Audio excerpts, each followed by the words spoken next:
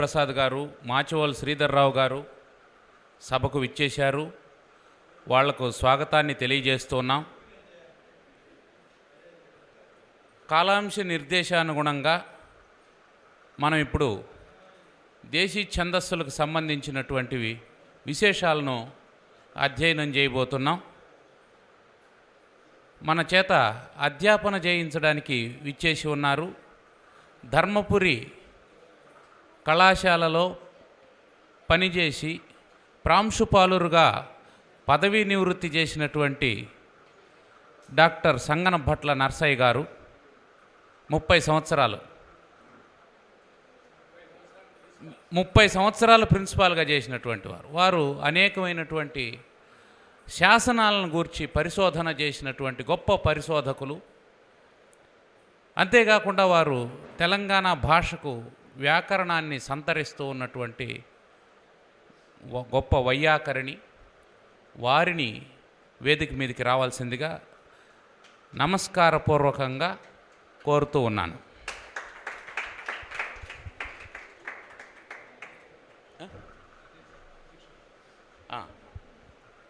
ఈ తరగతికి ఆధ్యక్షం వహించడానికి క్షిప్రావధాని ముద్దు రాజయ్య గారిని వేదిక మీదకి రావాల్సిందిగా కోరుతున్నాం.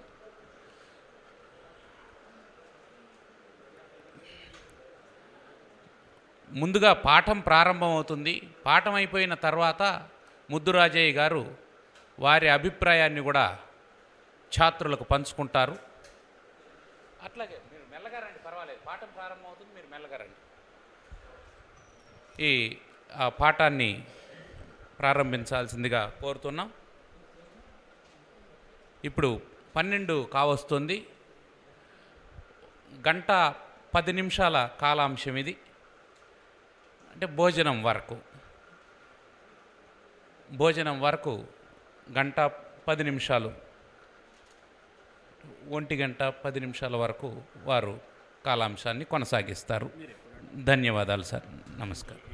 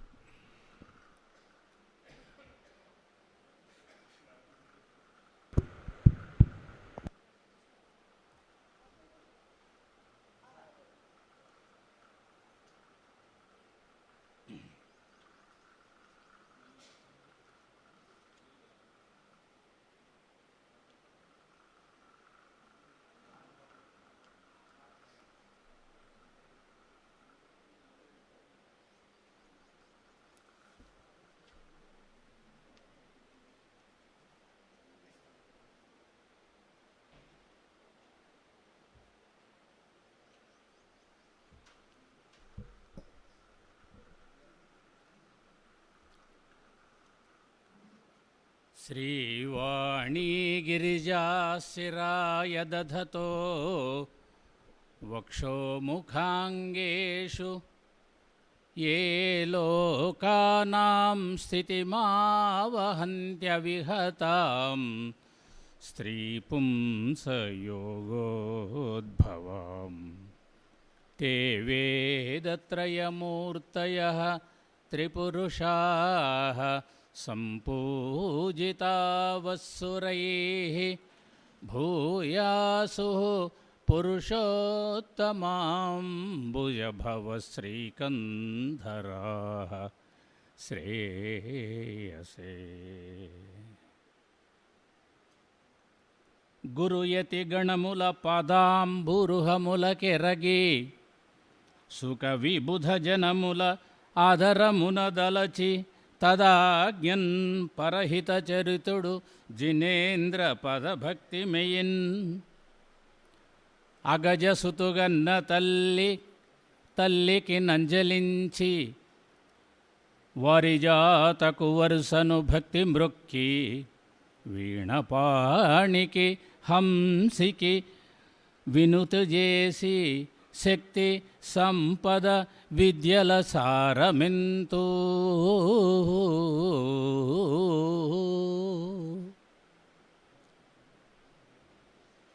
ఇంతకుముందు చెప్పుకున్నట్టుగానే మళ్ళీ ఒకసారి మహామహోపాధ్యాయుల వారికి, మహామహులకు, ఉపాధ్యాయులకు,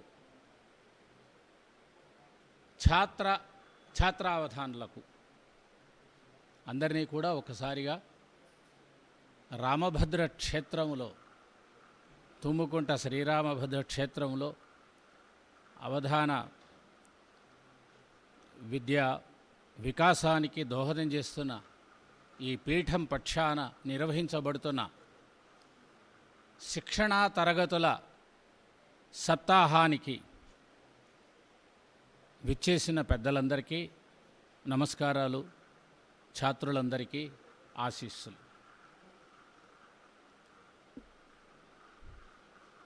మొదటి పద్యం తెలుగు సాహిత్యంలో మొదటి పద్యం, మొదటి సంస్కృత పద్యం. శ్రీవాణి గిరిజా శిరాయ దధతో వక్షో ముఖ అంగేష్. మహాకవి నన్నయ్య తెలుగు సాహిత్యంలో అప్పటికే ఛందశాస్త్రంలో మార్గి దేశీ అన్న ద్వైవిధ్యం ఉన్న అనేకానేక ఛందస్సుల్ని ఉపయోగిస్తూ తత్పూర్వం ఉన్నటువంటి అనేకమైన దేశీయమైనటువంటి పద్యాలను, శాసనస్థంగా మనకు లభిస్తున్న పద్యాలను చారిత్రకంగా తిరిగి తన మహాభారతంలో విస్తృతంగా మొత్తం రాసిన పద్యాల్లో 70% పద్యాలు దేశీ ఛందస్సులే వాడి మహాకావ్య నిర్మాణానికి ఆద్యుడై మొట్టమొదటి పద్యం సంస్కృతంలో రాశాడు. ఒక మహాకవిగా, ఒక సంస్కృత మహాకవిగా ఆయనకున్న శక్తి సామర్థ్యాలు ఏమిటో ఈ ఒక్క పద్యంలో తెలుస్తుంది. ఇది ఒకటే పద్యం దొరికింది కూడా మనకు నన్నయ్య గారిది సంస్కృత పద్యం, ఇంకా వేరే పద్యాలు లేవు. త్రిమూర్తులు, వేదత్రయమూర్తులు, ముగురమ్మల భర్తలు,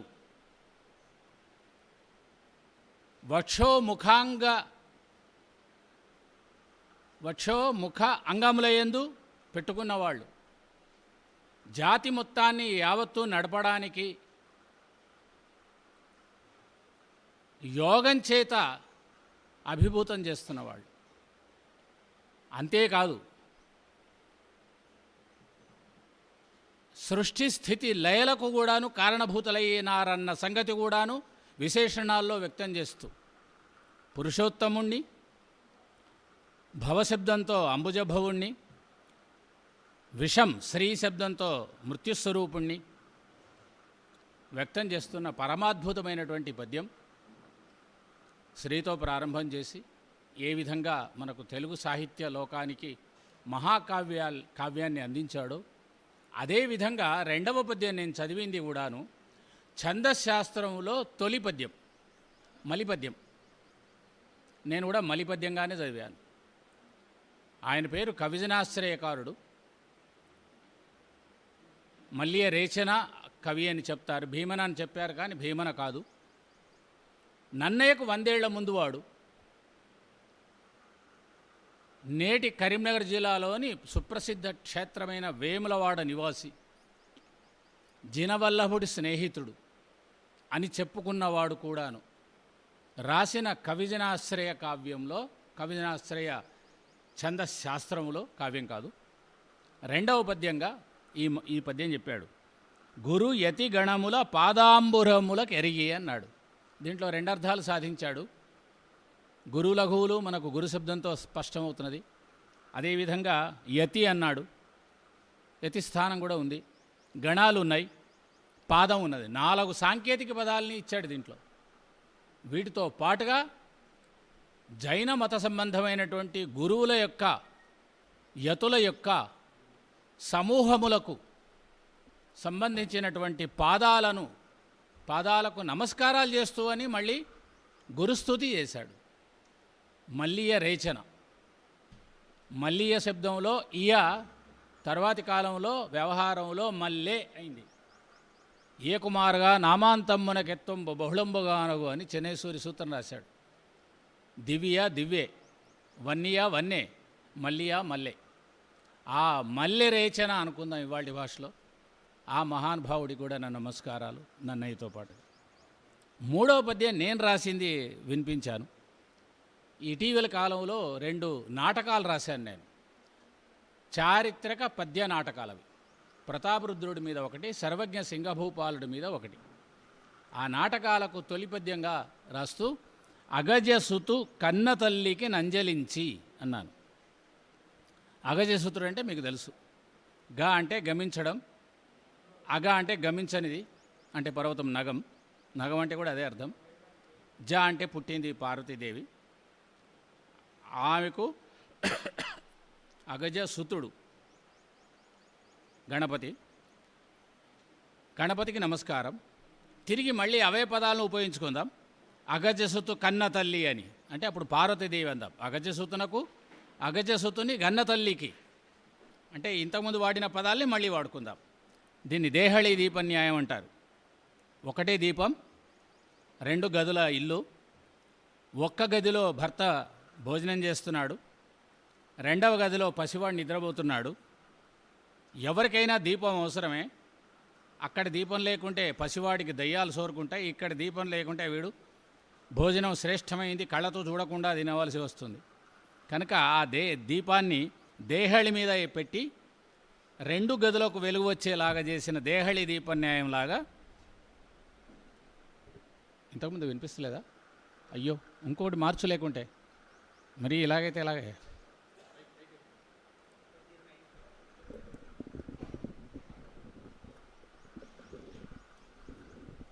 మొదలు పదవుల మీద బతికాం, ఇప్పుడు పెదవుల మీద బతుకుతున్నాం. పెదవికి ఇంత దగ్గరగా ఉంటే కూడా కష్టమే. వినిపిస్తోందా చక్కగా మీకు ఇప్పుడు? ఆ విధంగా దేహళి దీపన్యాయంగా అగజసుతు గన్న తల్లికి నంజలించి, అగజసుతుకు అంజలించి, అగజసుతున తల్లికి అంజలించి, వారి జాతకు వరుసను భక్తి మొక్కి, వీణపాణికి హంసికి వినుతి చేసి, అలాగే శక్తి సంపద విద్యల సారమెంతు. ఈ ప్రార్థనతో మనం దేశీ ఛందస్సుల సంబంధమైనటువంటి విశేషాలు చెప్పుకుందాం. ఛందస్సు లేకుండా శబ్దం లేదు అన్నాడు భరతర్షి. ఛందోహీనో నశబ్దోస్తి నశబ్ద ఛందవర్జితం అన్నాడు. ఛందస్సు లేకుండా శబ్దం లేదు, ప్రతి శబ్దం ఛందవర్జితంగా ఉండదు అని. అంటే నిత్య వ్యవహారంలో మాట్లాడే మాటల్లో కూడాను ఛందస్సు ఉంటుందని. ఛందస్సు అంటే లయ, అది మార్గి కానీ దేశి కానీ. లయానుగుణ్యమైనటువంటి శబ్ద సంయోజనలో ఎందుకు లయ పుట్టిందో తెలుసుకోవడం కోసం హ్రస్వాల దీర్ఘాల అని పరిశీలించి, పాదానికి ఎన్నక్షరాలుంటే బాగుంటుందని ఆలోచించి ఒక నిర్ణయం చేస్తే అది శాస్త్రం అవుతుంది. అది ఛందశాస్త్రం. లయ అంటే ఏమిటి అనంటే, ఒక శబ్దం ఎంత పరిధిలో ఉందో, లేదా ఒక వాక్యం ఎంత పరిధిలో ఉందో అంతే పరిధిలో తిరిగి మళ్ళీ వాక్యాన్ని గనక సృష్టిస్తే లయ ఆవిష్కారం అవుతుంది. సమాంతర కాలఖండాల పౌనఃపుణ్యం లయ. ఇది జాగ్రత్తగా రాసుకోవచ్చు నిర్వచనం. సమాంతర కాలఖండాల పౌనఃపుణ్యం లయ. ఈ లయలో మనం ఉచ్చరిస్తున్న శబ్దాల లోని అక్షరాల హ్రస్వదైర్ఘ్యాలను లెక్కగట్టి గణ వ్యవస్థను ఏర్పాటు చేసుకున్నాం. ఆ విధంగా ఏర్పాటు చేసుకున్న వ్యవస్థ మనకు సమస్త భారతదేశం అంతా ఒకే విధంగా ఉంటే సంస్కృత ఛందశాస్త్రంగా మార్గిగా అయింది. కానీ తెలుగు వాళ్లకున్న అదృష్టం ఏమిటి అంటే, ఒక ధనవంతుడి బిడ్డడు, బాగా డబ్బున్నవాడి బిడ్డ, ఒక్కడే కొడుకు, సొమ్ముకంతా వాడే అధికారి, పెళ్ళిడు వచ్చింది, అమ్మాయి దొరికింది. అమ్మాయి వాళ్ళ నాన్నకు ఒక్కతే బిడ్డ, సమృద్ధిగా ధనం, ఇద్దరికి పెళ్ళయింది. అప్పుడు వీడికి 2 ఆస్తులు కలిసి వచ్చాయి. ముందే సంపన్నుడు, ఇంకా అధికంగా రెట్టింపు సంపద వచ్చింది. అలాంటి స్థితి మన తెలుగు వాళ్ళది. ఎందుచేత అంటే, ముందే సంస్కృతం కనీసం 2.5-3 లక్షల పదాలతో ఉన్నటువంటి, సాంకేతిక పదాలు పక్కన పెట్టి ఉన్నటువంటి భాష. మన తెలుగు భాష కనీసం 1.5 లక్షల పదాలది. తెలుగు భాష సంస్కృత భాషతో కలవడం వల్ల ఏమైంది, సంస్కృతంలోని ఏ పదమైనా ఏ సమాసమైనా మనం వాడుకోవచ్చు తెలుగులో, ఏమీ సందేహం లేదు. ఎంచేత సంస్కృతంలో ఉన్న వ్యాకరణ నియమాలు, సంస్కృతంలో ఉన్న అక్షరాలు మహాప్రాణాలతో సైతంగా, సరే వికృతిలో ఒకవేళ అల్పప్రాణం అయినప్పటికీ కూడాను మహాప్రాణం అల్పప్రాణంతో ఉన్న 2 పదాలు వాడుకుంటాం. భక్తి వాడతాం, బత్తి వాడతాం. ఆ విధంగా మన తెలుగు భాష ఏమైంది, ఇప్పుడు 4 లక్షల పదాల భాష అయింది. అంటే సంస్కృతం అంతా మన సొంతమైంది. ఇంతకుముందు అబ్బాయి అమ్మాయిని పెళ్లి చేసుకున్నప్పుడులాగా. వ్యాకరణ శాస్త్రం అదేవిధంగా, ఛందశాస్త్రం అదేవిధంగా. మీకు ఎన్ని కావాలి ఛందస్సులు అంటే, 26 ఛందాల్లో సంస్కృత ఛందశాస్త్రం మర్యాదను అనుసరించి 13 కోట్ల చిల్లర వృత్తాలు పుడతాయి. 13 కోట్లు మనవే, వాడుకోకు నీ ఇష్టం. వాటిలో ప్రసిద్ధమైనవి 4-5 తీసుకున్నాం. 4 మనం ఛందశాస్త్రంలో ఖ్యాత వృత్తాలు అంటారు. ఉత్పల, చంపక, శార్దూల, మత్తేభాలు. ఇవి తెలుగు ఛందస్సులు కావు. ఎంత కాదన్నా కానీ అది అత్తగారింటి నుంచి వచ్చిండవచ్చు వీడికి సంపద. కానీ అత్తగారిల్లు తూముకుంటాలో ఉన్నది, వాడు హైదరాబాద్లో ఉంటే ఈ అత్తగారింటి ల్యాండ్స్ అన్నీ, భూములన్నీ తూముకుంటలోనే ఉంటాయి. అది తూముకుంట భూమే. కాబట్టి మనకు ఉత్పల, చంపక, శార్దూల, మత్తేభాదులన్నీ కూడాను మార్గి. మార్గిలో ప్రత్యక్షర గణ వ్యవస్థ ఉంటుంది. అది లేనిది దేశి. దేశిలో సౌకర్యం ఎక్కువ, సులభంగా ఉంటుంది, మాత్రా సమకతతో కూడా నడుస్తుంది. ఒక్కొక్కసారి నడకలు విస్తృతంగా అందాన్ని ప్రదర్శిస్తుంటాయి. కానీ మనకు కాఠిన్యానికి ఎక్కువ గౌరవించే అలవాటు ఉన్నది కనుక మార్గి ఛందస్సులే గొప్పవని మనం అనుకోవడం అంతే. నన్నయంతటి వాడు మహాభారతంలో అంతా మార్గే రాశాడు అనుకుంటే 70% దేశీ రాశాడు, 30% మార్గి రాశాడు. పద్యాలను చదువుతుంటే తెలుస్తుంది, వాటి సంఖ్య చదువుతుంటే తెలుస్తుంది. మార్గి అంటే సర్వభారతీయం, మొత్తం భారతదేశంలో ఉపయోగపడుతుంది, మొత్తం భారతదేశంలో అందరికీ తెలిసి ఉంటుంది, మొత్తం భారతదేశంలో అందరూ ఆనందిస్తారు. నేషనల్ హైవే అనుకోండి. నేషనల్ హైవే కాశ్మీర్ నుంచి కన్యాకుమారి దాకా ఉంటుంది, అందరికీ తెలుసు ఆ రోడ్డు. కానీ అక్కడి నుంచి ఒక చిన్న మలుపు ఎడమకో కుడికో మన ఊరికి వెళ్ళే దారి ఉంటుంది, ఒకటి చిన్నగా ఉంటుంది, హైవే లాగా ఉండదు. కానీ ఆ హైవేకి వెళ్ళగానే మనకు ఒక ఆత్మీయత ప్రవేశిస్తుంది మనలో. మా ఊరికి వెళుతున్నాను ఒక ఆనందం. మన మిత్రులంతా కలుస్తారు, బాగున్నావా, ఇప్పుడే వస్తున్నావా, ఎన్ని రోజులు ఉంటావు అని పలకరింపులు మొదలవుతాయి. హైవే మీద పలకరింపులు ఉండవు, అన్ని యాక్సిడెంట్లే. మన దగ్గరకు వచ్చేవరకు వేగం తగ్గుతుంది, ఆత్మీయులు పెరుగుతారు. కాబట్టి దేశీ ఎప్పుడు కూడాను మనది, మన సొంతం. అలాగా ఒక్క ఛందశాస్త్రమే కాదు, నాట్యశాస్త్రంలో, సంగీతంలో, మిగతా కళల్లో, ఆఖరకు దైవారాధనలో సైతం మార్గీదేశీ 2 భేదాలు ఉంటాయి. అంటే ఒకటి యూనివర్సల్, రెండవది ఇండిజినియస్. ఇండిజినియస్ అంటే దేశీయం, మనదే. కాబట్టి ఇప్పుడు మనం చదువుకుంటున్నటువంటి ఇవన్నీ కూడాను పద్యాలు, దేశీయ నేపథ్యాలు ఏమేమి ఉన్నాయో చూసి వీటిని పరిచయం చేసుకుంటే ఛందశాస్త్ర ప్రసంగం అవుతుంది. అవధానానికి మాత్రం పరిమితం చేసుకుంటే అవధాన శిక్షణ తరగతికి పరిమితం అవుతుంది. ఆలోచిద్దాం ఎట్లా చేస్తే బాగుంటుందనేది. ఇక్కడ మనకు మొన్న ఇదే వేదిక మీద గరికపాటి నరసింహారావు గారు చరిత్ర తెలియని కారణంగా ఒక చరిత్ర వ్యతిరేకమైన మాట చెప్పాడు. ఏం చెప్పాడు ఆయన అంటే, దీనికి మల్లినాథ వేదిక అని పెట్టారు పేరు. మల్లినాథుడు తెలంగాణలో మొట్టమొదటి శతావధాని. సరే, అవధాన స్వరూపం ఇవాళలాగా ఉందా లేదా మనకి సరిగా తెలియదు, కానీ ఆయన శతావధాని. కొలిచెల్మాన్వయాబ్ధీందు మల్లినాథో మహాశయ లేదా మహాయశ. శతావధాన విఖ్యాతో వీరరుద్రాభివర్షిత అని ఒక శ్లోకం దొరికింది మనకు. అది వేటూరు ప్రభాకర శాస్త్రి గారు ఆ శ్లోకాన్ని తీసుకుని, ఈ మల్లినాథుడు శతావధాని అని చెప్పడమే కాకుండా వీరరుద్రుడు ప్రతాపరుద్రుడి కొలువులో, రుద్రమదేవి మనుమడి కొలువులో ఉన్నాడని, స్వర్ణాభిషేకం చేసుకున్నాడని కూడా ఈ శ్లోకంలో ఉన్నది. అంటే అప్పుడు ఆ రోజుల్లో శతావధానాలు రాజ్యసభల్లో కూడా వెళ్ళిపోయినాయి. స్వర్ణాభిషేకం ప్రతాపరుద్రుడు చేశాడు. స్వర్ణాభిషేకం అంటే మీ అందరికీ తెలిసిందే. శ్రీనాథమ్మ కవి మహాకవి చాలా ప్రసిద్ధమైంది. అంటే బంగారు నీరు బాగా కరిగించి అదే వేడిగా ఉండగా కవి తల మించి వస్తారు. అప్పుడు కవి డామ్మని చేస్తాడు, అంతే కదా. అది కాదు, స్వర్ణ ముద్రికలు తల మించి వస్తారు, అది స్వర్ణాభిషేకం. ముత్యాలశాలలో స్వర్ణాభిషేకం జరిగింది హంపి విజయనగర సామ్రాజ్యంలో మహాకవి శ్రీనాథునికి.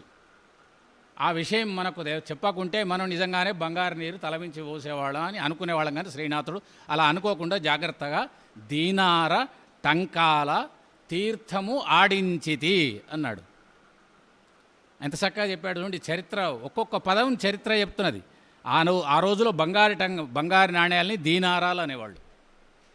నాణ్యంకు టంకం అని పేరు, ఎందుకంటే ముద్ర ఉంటుంది కనుక రాజు పేరు ఉంటుంది. మీకు ఇంకొక విశేషం అని చెప్పాలి. నేను చరిత్ర కూడా చదువుకునేవాడిని. మొత్తం భారతదేశంలో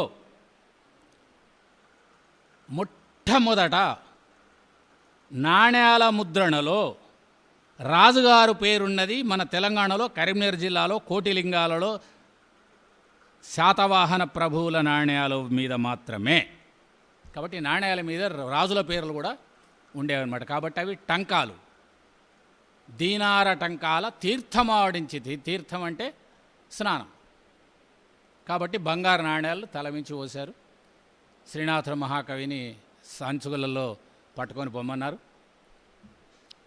శ్రీనాథుడు అన్నాడు, బకెట్తో స్నానం చేసిన తర్వాత మళ్ళీ నీళ్ళని బకెట్లో పోసుకొని ఇంటికి పోతారా, అవన్నీ దానం చేసేయండి అన్నాడు.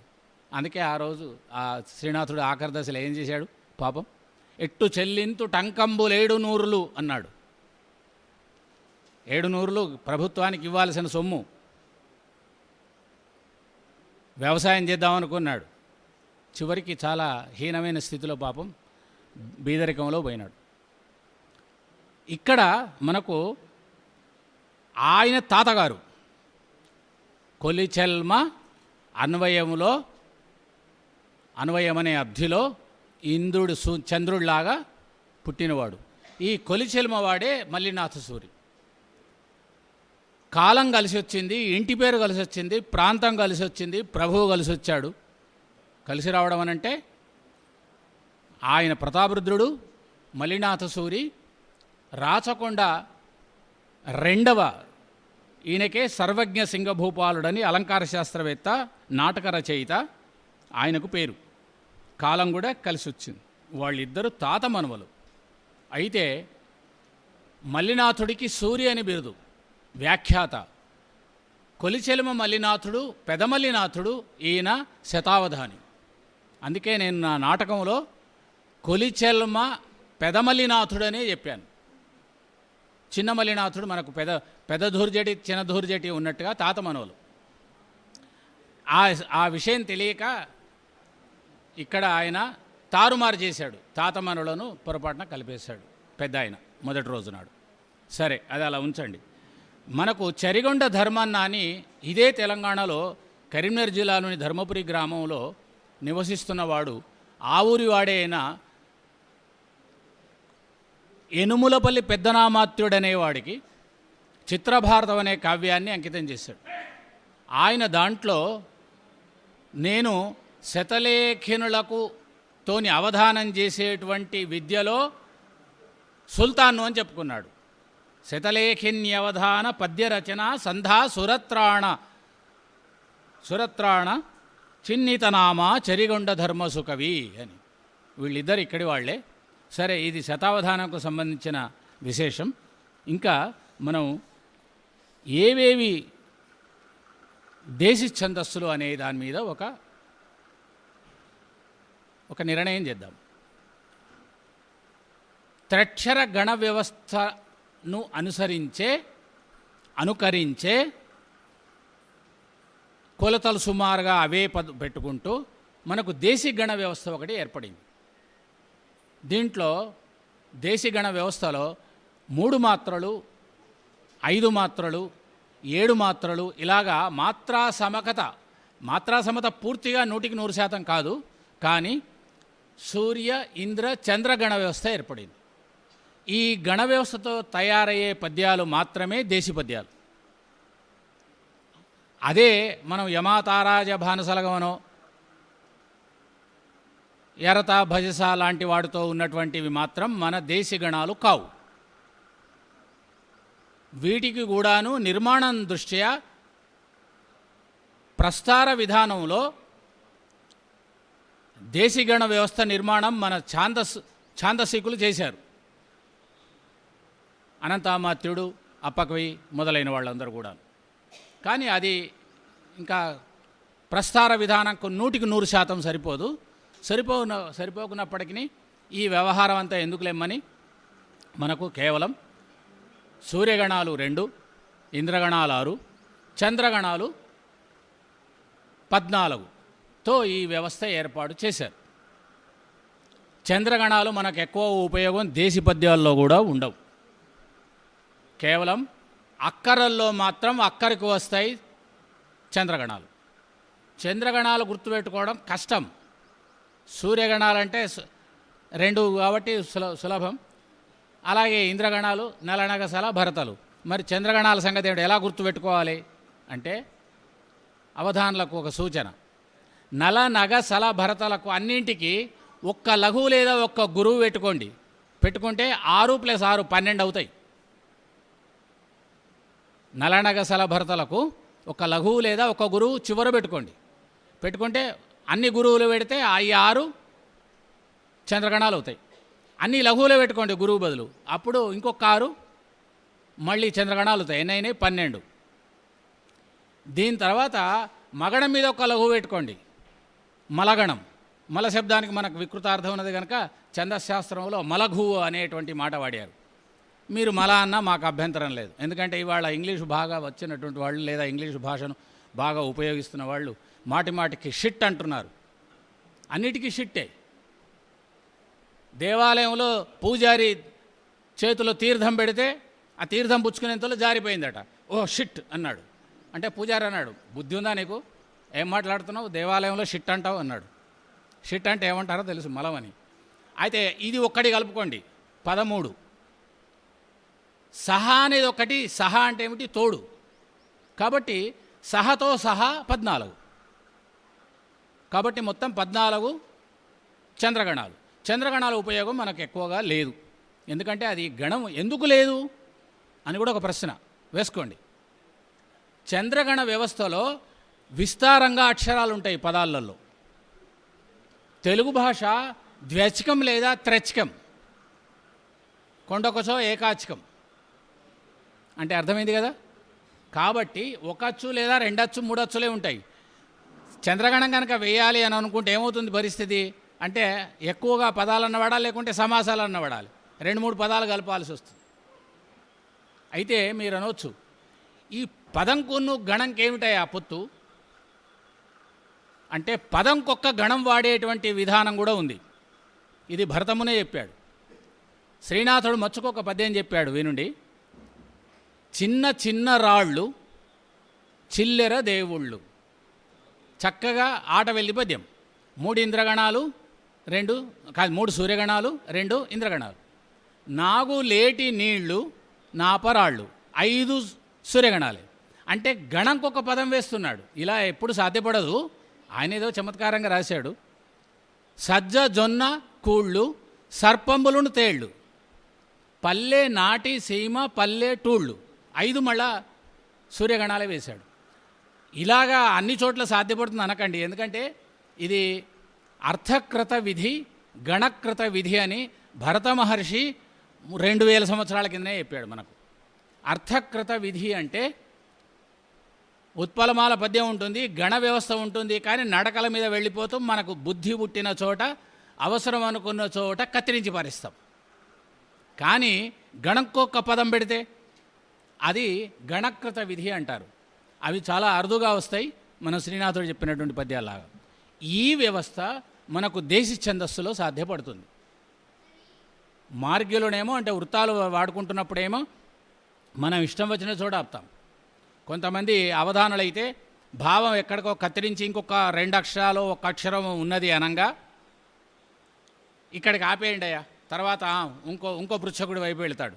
ఎందుకు వెళ్తాడంటే ఈ తర్వాతి 2 అక్షరాలు అవతల ప్రాసాక్షరంకు సరిపడే పదాన్ని తర్వాత ఏరుకుంటాలే అనుకుంటాడు. భావం ఇక్కడికి అయిపోయింది కదా, కాబట్టి దీన్ని భావ సంబంధంగా అక్కడికి కత్తిరించి పారేద్దాం, అలాగే చేస్తారు.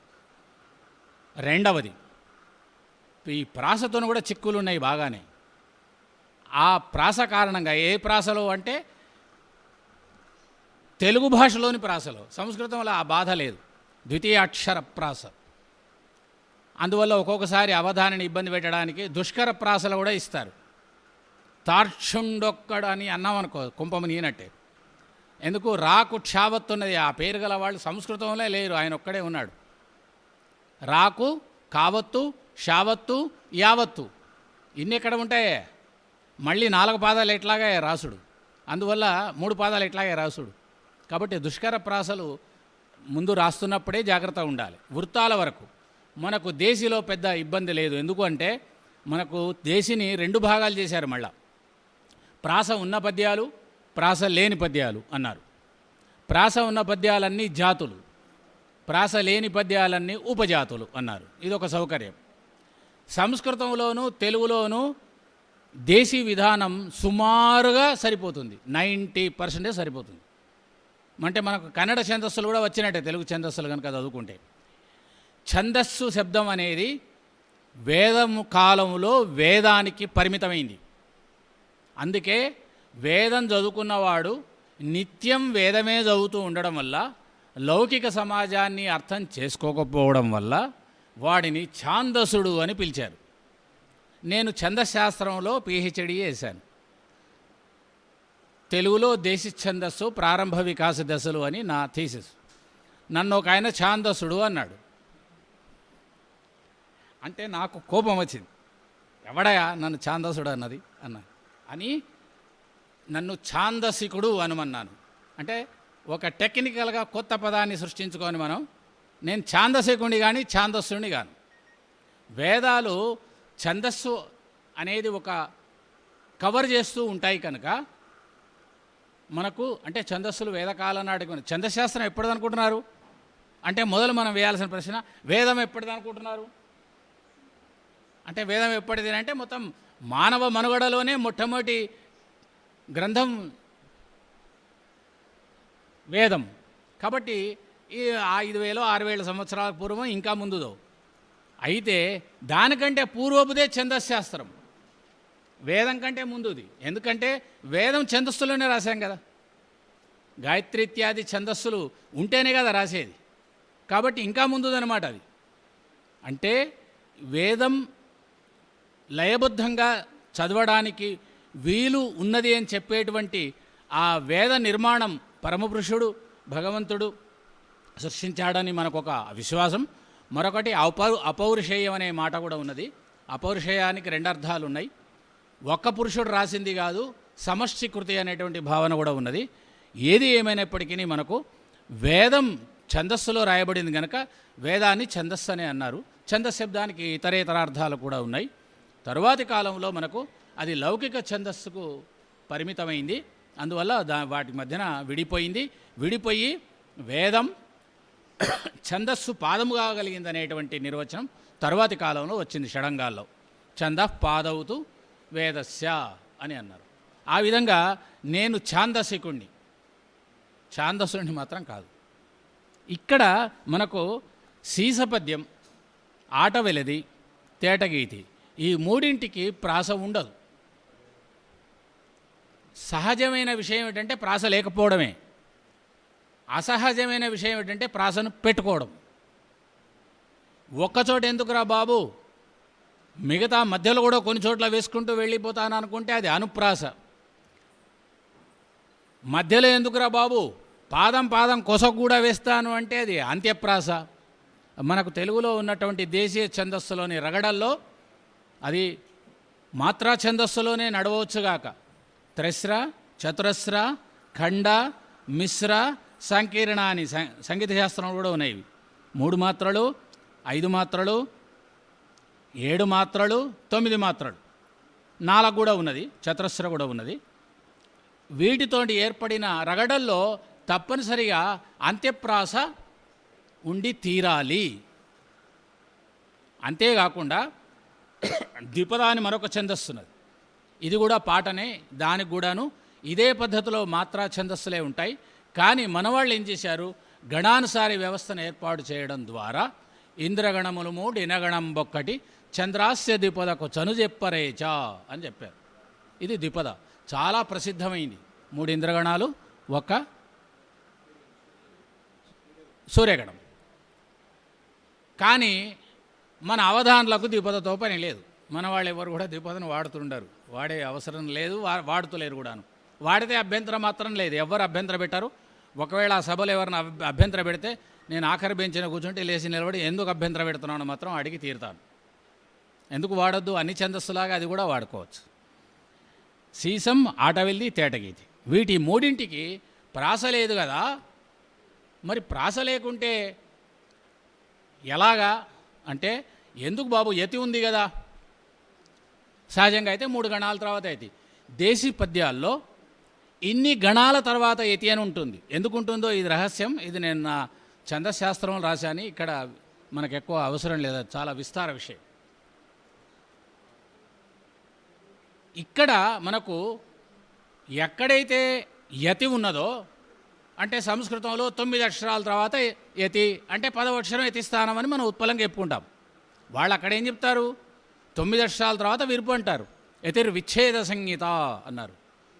ఎందుకు విచ్ఛేదం అని అంటే, అక్కడ శబ్దం ఈ 9వ అక్షరం నుంచి 10వ అక్షరంలోకి దూకదు, అక్కడికి అయిపోవాలి, కొత్త శబ్దంతో ప్రారంభం కావాలి. అలాగే పాదం అంతమైన తర్వాత కూడాను 2వ పాదములోకి మొదటి పాదములోని పదం యొక్క కొన్ని అక్షరాలు అక్కడ, కొన్ని అక్షరాలు ఇక్కడ ఉండడానికి వీల్లేదు. ఎక్కడ సంస్కృతంలో పాదాంత విచ్ఛేదం అంటారు. పాదాంత విచ్ఛేదం అక్కడ వాళ్లకు యతి అంటే పాదాంత యతి అంటే విచ్ఛేదమే. మనకు మాత్రం తెలుగులో సదృశాక్షర యతి. అనంతామాత్యుడు అనేవాడు మనకు తెలుగులో ఉన్న గొప్ప ఛందశాస్త్రవేత్తల్లో ఒకడు. అందరిలోకి గొప్ప ఛందశాస్త్రవేత్త ఎవర్రా అంటే అప్పకవి. మీరు అప్పకవి ఇప్పటి వరకు చదవకున్నా, కొనకుండా ఉండి ఉన్నా మీ జీవితాలు వ్యర్థం కనుక, వ్యర్థం కాకుండా ఉండడానికి తక్షణం అప్పకవ్యం కొనుక్కోండి. ఎందుకు అంటే, తెలుగులో ప్రాచీన శాస్త్రవేత్తల్లో గొప్ప పరిశోధకుడు, విస్తారంగా చెప్పి ఇది చదివిన పిమ్మట ఎది ఏనియు చదువు బుద్ధి ఎలా ఒడుమున్నని ఛాలెంజ్ చేసినటువంటి ఏకైక మహానుభావుడు అప్పకవి, మహబూబ్నగర్ జిల్లా వాడు. ఆ అప్పకవిని తప్పకుండా కొనుక్కోండి. యతిప్రాసలకు సంబంధించిన అన్ని నియమాలు తెలుస్తాయి. అన్నీ తెలిసినా ఇంకా కొన్ని తెలవవలసినవి కూడా ఉన్నాయి. ఈ విధంగా మనకు యతి ఎక్కడ వేస్తామో అక్కడ రెండవ అక్షరమైన ప్రాసను ప్రాసయతిగా వేసుకోవచ్చు. అది ఉపజాతుల్లో ఉన్న సౌకర్యం. దీన్ని ప్రాసయతి అన్నారు. ప్రాసయతి ఏమిటయ్యా? యతి కాదు, ప్రాసయతి కాదు. ప్రాసయతి అంటే ఏమిటి అంటే యతి స్థానంలో ప్రాస నియమాలతో ఉన్నదాన్ని ప్రాసయతి అంటారు. మరి ప్రాస అంటే ఏమిటి ఏమన్నారు? కాదు, రెండవ అక్షరం అసలే కాదు. ఆ నిర్వచనమే అవ్యాప్తి దోషంతో ఉన్నది. ప్రాస అంటే మొదటి అచ్చుకు తర్వాతి భాగం రెండవ అచ్చుకు ముందరి భాగం అంటే లెఫ్ట్, దాన్ని ప్రాస అనాలి.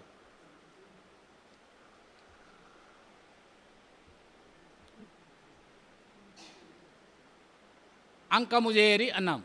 తొలి అక్షరం ఏది? ఆ. అక్కడ వదిలిపెట్టి దాని తర్వాత నుంచి ప్రాస ప్రారంభమవుతుంది. కా రెండవ అక్షరం అన్నాం. రెండవ అక్షరంలో హల్లు ఉన్నది, అచ్చు ఉన్నది. అచ్చు వరకు అంటే అచ్చును తీసుకోకండి, అంటే క్ మాత్రం తీసుకోండి. ఈ మధ్యలోదంతా ప్రాస అంటే పూర్ణబిందు పూర్వక క్ అనేటువంటి హల్లు ప్రాసాక్షరం అవుతుంది. కు కాదు, అక్కడ సంయుక్తం ఉంటే సంయుక్తం కూడాను. ద్వితీయాక్షరానికి ఎడం వైపు పూర్ణబిందువు ఉంటే ఆ పూర్ణబిందువు కూడాను ప్రాసలో భాగమే. కాబట్టి ప్రాస అంటే ఏమిటి? రెండవ అక్షరం కాదు, మొదటి అచ్చు యొక్క తర్వాతి భాగం రెండవ అచ్చు యొక్క ముందు భాగం, మధ్యలోదంతా ప్రాస. ఇది ప్రాస యొక్క నియమం. ప్రాసకున్న మరో నియమం ఏమిటి అంటే అచ్చుతో పని లేదు. అచ్చుతో పని లేదు, అచ్చుమైత్రి అక్కర్లేదు. హల్లులో మన యతి దగ్గరకు వస్తే హల్లే అచ్చుకు కూడాను ప్రాధాన్యత ఉంటుంది. ఉప్పు కప్పు రంబు నొక్కపోలిక నుండు చూడ చూడ రుచుల జాడవేరులో ఇక్కడ చూ ఉన్నది రెండవ అక్షరం, జాడవేరులో జా ఉన్నది. చజలకు మైత్రి ఉన్నది కాబట్టి యతి మైత్రి కలిసింది అంటే కాదు, యతి భంగమైంది అక్కడ. ఎప్పుడు ఇంతే రాస్తే, కానీ ఆయన ఏం చేశాడు? ప్రాస యతి వేశాడు. చూడలో డాకు, జాడలో డాకు వేశాడు. చూడ చూడ రుచుల జాడవేరు అంటే అక్కడ యతి వేలేనే ప్రాసయతి వేశాడు. కాబట్టి ప్రాసయతి అంటే ఏమిటి? ప్రాస నియమావళి, యతి స్థలం రెండూ కలిపితే ప్రాసయతి. కాబట్టి మనం అందరం నేర్చుకోవాల్సింది ఏమిటి అంటే దేశీ పద్యాలు చదువుకుంటున్నప్పుడు యతి, ప్రాస, ప్రాసయతి, అంత్యప్రాస 4 నేర్చుకోవాలి. నేర్చుకుంటే దేశీ పద్యాలు సమగ్రంగా నేర్చుకుంటున్నట్లు లెక్క. మొదలు గణ వ్యవస్థ, తర్వాత యతి, తర్వాత ప్రాస. ఈ 3 ఉన్నటువంటిది ఉపజాతి పద్యం. ఉపజాతి 3 పద్యాలు ఉపజాతిలో. ఇక జాతి పద్యాలకు వస్తే మనకు దీంట్లో మంజరీ ద్విపదను కూడా వేసుకోవచ్చు. ఎందుకు మంజరీ ద్విపదను కూడా గుర్తించారు మన వాళ్ళు అంటే, ద్విపదను మనం గుర్తించాం గేయ పద్ధతి, ప్రాస తప్పనిసరి వేసుకున్నాం. ప్రాస తప్పనిసరి వేసుకోవడం అనేది సహజమైన అంశం కాదు, అది ఆర్టిఫిషియల్. మనిషికి నగ్నత్వం నేచురల్, దుస్తులు వేసుకోవడం ఆర్టిఫిషియల్. మీరందరూ అంగీకరిస్తారో లేదో నాకు తెలియదు, కానీ దుస్తులు వేసుకోవడం ఆర్టిఫిషియల్. ఏ దుస్తులు లేకపోతే దిగంబరత్వం నేచురల్. పాటలో తప్పనిసరిగా అక్షర నియమాలు, కొలతలు, గొడవలు ఉండవు. పాట పాటే, లయావిష్కృతమైతే చాలు. అలా వచ్చింది ద్విపద. కానీ ఏం చేసాం మనం? ద్విపదలో 2 పాదాలను కలిపి జంట చేయడం కోసం ఏం చేశాం? నూతన వధూవరులకు ఏ విధంగా అయితే వీడి పంచే ఆవిడ కొంగును కలిపి కడతామో సప్తపది చేసినప్పుడు అలాగా కలిపి కొట్టాం. ఏమిటి రాది అంటే ద్విపదలో ఉన్న ప్రాస. కాబట్టి 2వ, 3వ, 4వ పాదాలు రాస్తున్నప్పుడు మళ్ళీ ప్రాసాక్షరం మార్చుకోవచ్చు. వృత్తంలో లాగా 4 పాదాలకు ఒకటే ప్రాసాక్షరం ఉండాల్సిన అవసరం లేదు. కొన్ని సందర్భాల్లో నీ ఇష్టం పెట్టుకుంటే పెట్టుకో, ఎవరికి అభ్యంతరం లేదు. కానీ ప్రాసాక్షరం అనేది మారవచ్చు. ఇది ద్విపద. ద్విపదకున్న లక్షణాల్లో ఆ 2 పాదాలని అనుసంధానం చేసేది ప్రాస. సహజమైంది ఏది? ప్రాస లేకపోవడం. కాబట్టి దీని ఏమన్నారు, మంజరీ ద్విపద అన్నారు. కనుక మంజరీ ద్విపదలో ప్రాస ఉండదు. ప్రాస లేదు అంటే ఉపజాతిలోకి వెళ్ళిపోతుంది, మళ్ళీ గ్రూప్ మారుతుంది. అది ద్విపద అంటేనేమో జాతిలోకి వచ్చింది, మంజరీ ద్విపద అంటే మళ్ళీ ఉపజాతిలోకి వెళ్ళిపోయింది. ఆ విధంగా ఉపజాతిలో ఇప్పుడు 4 పద్యాలైనాయి: సీసం, ఆటవిల్లి, తేటగీతి, మంజరీ ద్విపద. ఇవి కాక మిగతా వాటిలో మనకు ప్రాస ఉండదు. ప్రాస తప్పనిసరి, యతి తప్పనిసరి. యతి ప్రాసలు 2 ఉంటాయి. కన్నడం వాడికి యతి లేదు, తమిళం వాడికి ప్రాస లేదు. కన్నడం వాళ్ళు ఏమన్నారు, కన్నడకి యతి ఇల్ల, కోణక్కి మతి ఇల్ల అని వాళ్ళు సామెత ఏర్పాటు చేసుకున్నారు కన్నడంలో. దాని జోలికి మనం పోవద్దు, కానీ కన్నడంకి యతి లేదనేది సంగతి మనకు తెలిసింది ఆ సామెత వల్ల. కానీ మనకు తెలుగులో యతి తప్పనిసరి. యతి ప్రాసలు కేవలం దేశీ ఛందస్సులు మాత్రమే కాదు సుమా, గేయాల్లో కూడా ఉంటాయి, పాటల్లో కూడా ఉంటాయి. పాటలతోటే మనకి ఇప్పుడు పూర్వం రాసినటువంటి వాగ్గేయకారుల గేయాలన్నింటిలో కూడాను ప్రాసలు ఉంటాయి. ఆ విశేషాలన్నీ మనం ఇంకెప్పుడైనా గాన సంబంధమైన వాటిల్లో చెప్పుకుందాం. అక్కరలు ఒక్కన్నమయ్యే కాదు, త్యాగరాజ స్వామి వారి దాంట్లో కూడా ఇంకా మిగతా రామదాసు అన్నిట్లలో ఉంటాయి. కొన్ని సందర్భాల్లో ప్రాసాక్షరం కోసం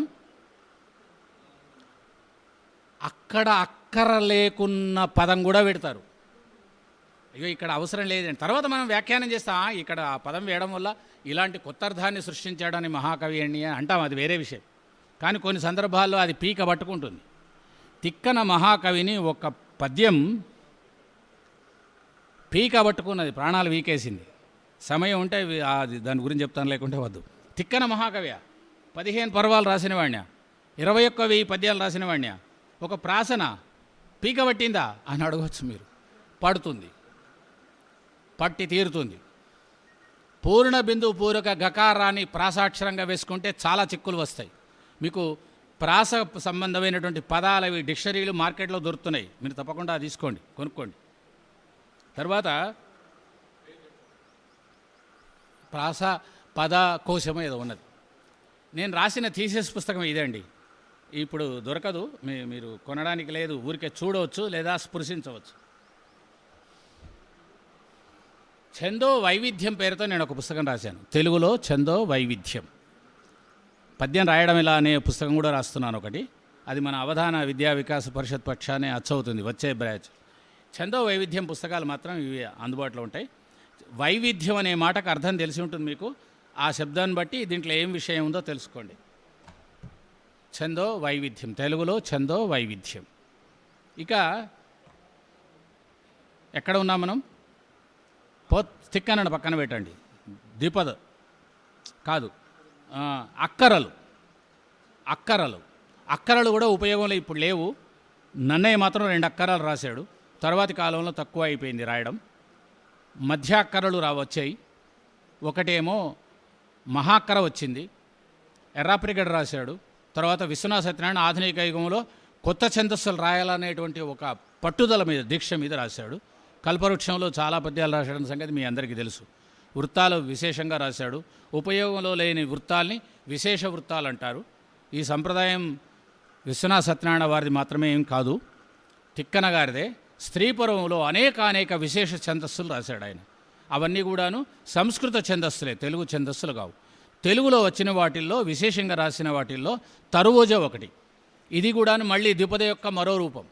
ద్విపదను కనుక వృత్తములా రాయాలి అనుకుంటే రాసిన పద్యం అది తరువోజ.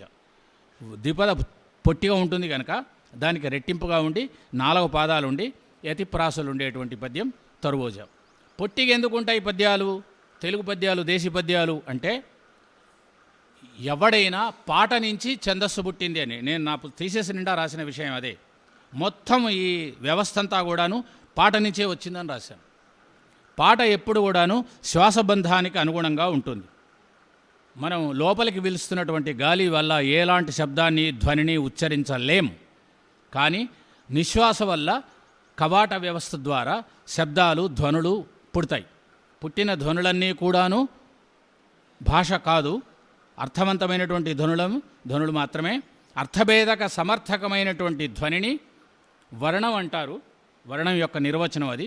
అర్థభేదక సమర్థకం ధ్వని అది వర్ణం. వర్ణ వ్యవస్థ ఏర్పడింది, వర్ణాలతోటి శబ్దాలు ఏర్పడ్డాయి, వాక్య నిర్మాణాలు, ఇదంతా కూడా భాషాశాస్త్ర సంబంధమైంది.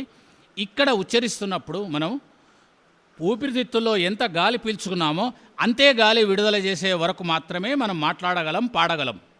అంటే మన పాద వ్యవస్థ కొలత అనేది కేవలం నిశ్వాస కొలతకే సరిపోతుంది. మళ్ళీ మధ్యలో కనుక ఉచ్ఛ్వాస తీసుకుంటే అక్షరం ఎగిరిపోతుంది.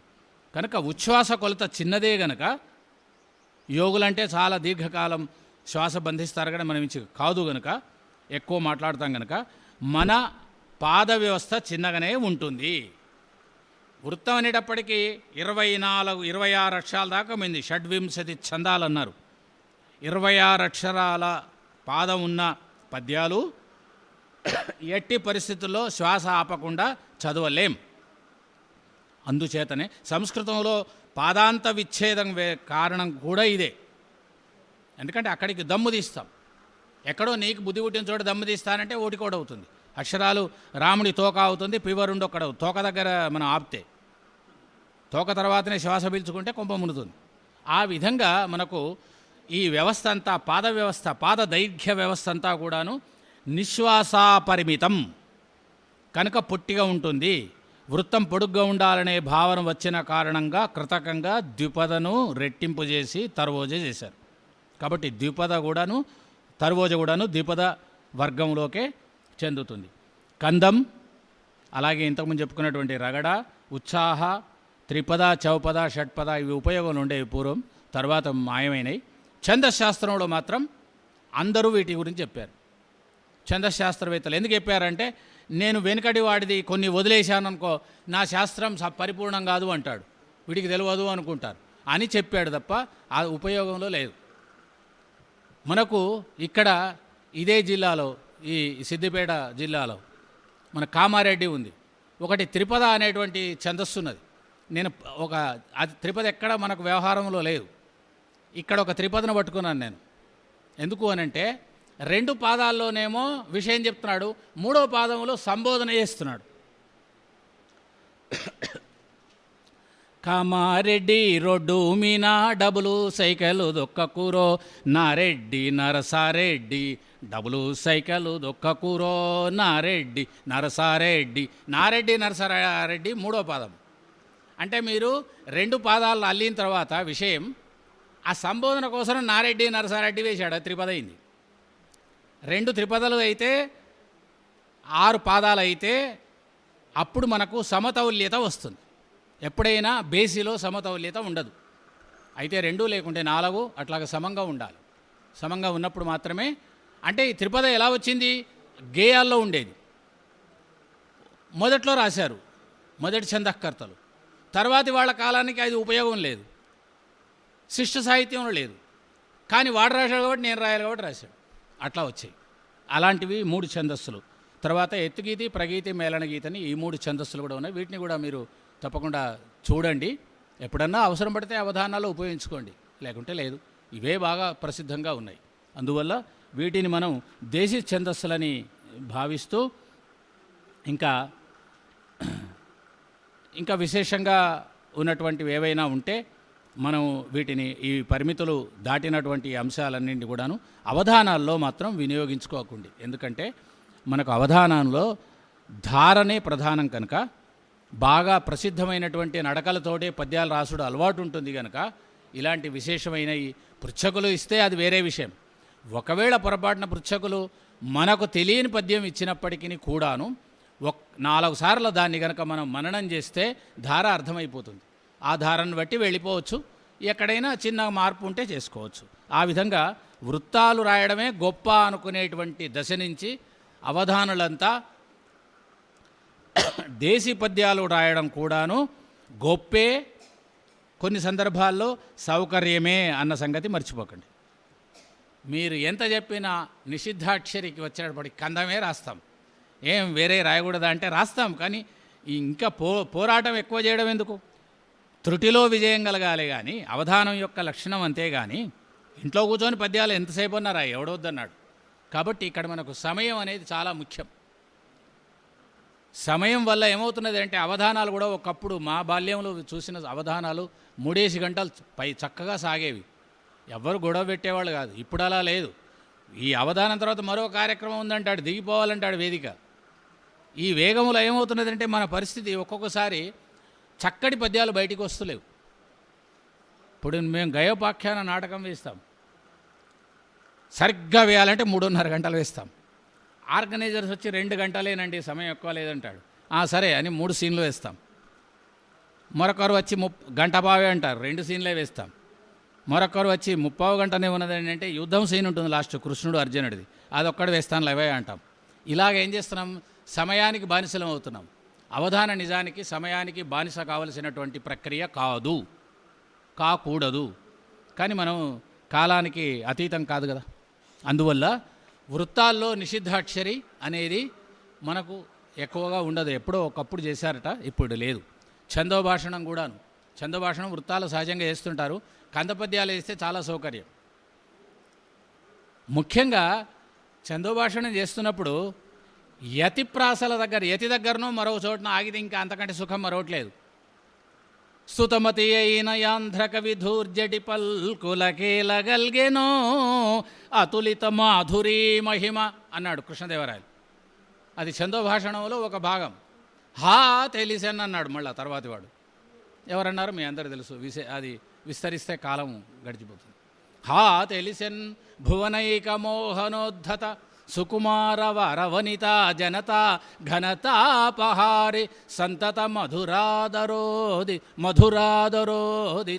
సుధారసధారలు గ్రోలుటంజుమీ. పద్యాలు బాగా కంఠస్థం చేయండి. ముఖ్యంగా పోతన భాగవతాన్ని అవధానులు బాగా చదువుకోవాలి. ముఖ్యంగా వృత్తాలు కంఠస్థం చేసి చదివితే నడకలన్నీ ఇట్లాగా వెంబడి వరుసలు తీరి వస్తాయి. జడ వేసే ముందు స్త్రీల కొప్పులోన వెంట్రుకల వరుసలన్నీ ముందర నిలబడి నా వెంట్రుకల్ని జడ వేయమ్మా అని ఎలా అడుక్కుంటాయో, జడ ఎలా అడుక్కుంటుందో అలాగ రావాలి.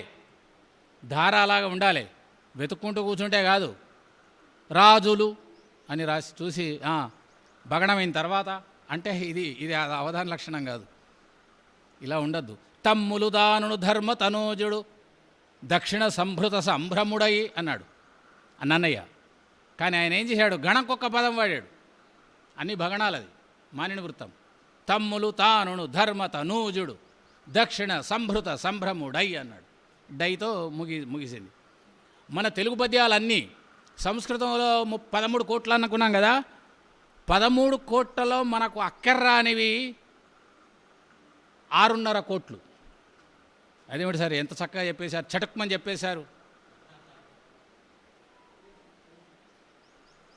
చెట్టుతోటి వారు కదా, వింటున్నారా?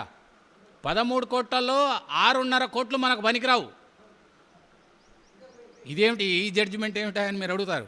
అంటే ఆ 13 కోట్లలో 6.5 కోట్లు దీర్ఘాంతాలు అంటే గురువంతాలు, 6.5 కోట్లు లఘువంతాలు. తెలుగువాడికి లఘువంత పద్యం వద్దు, పట్టదు, కుదరదు. 1000 ఏళ్ల చరిత్రలో ఎవ్వడు కూడా లఘువంత పద్యం రాయలేదు. అంటే మళ్ళీ దేశీ పద్యాలు ఉన్నాయి, అది వేరే విషయం. ఎందుకంటే అక్కరలు రాసినప్పుడు తప్పనిసరి. అక్కరల్లో కాదు,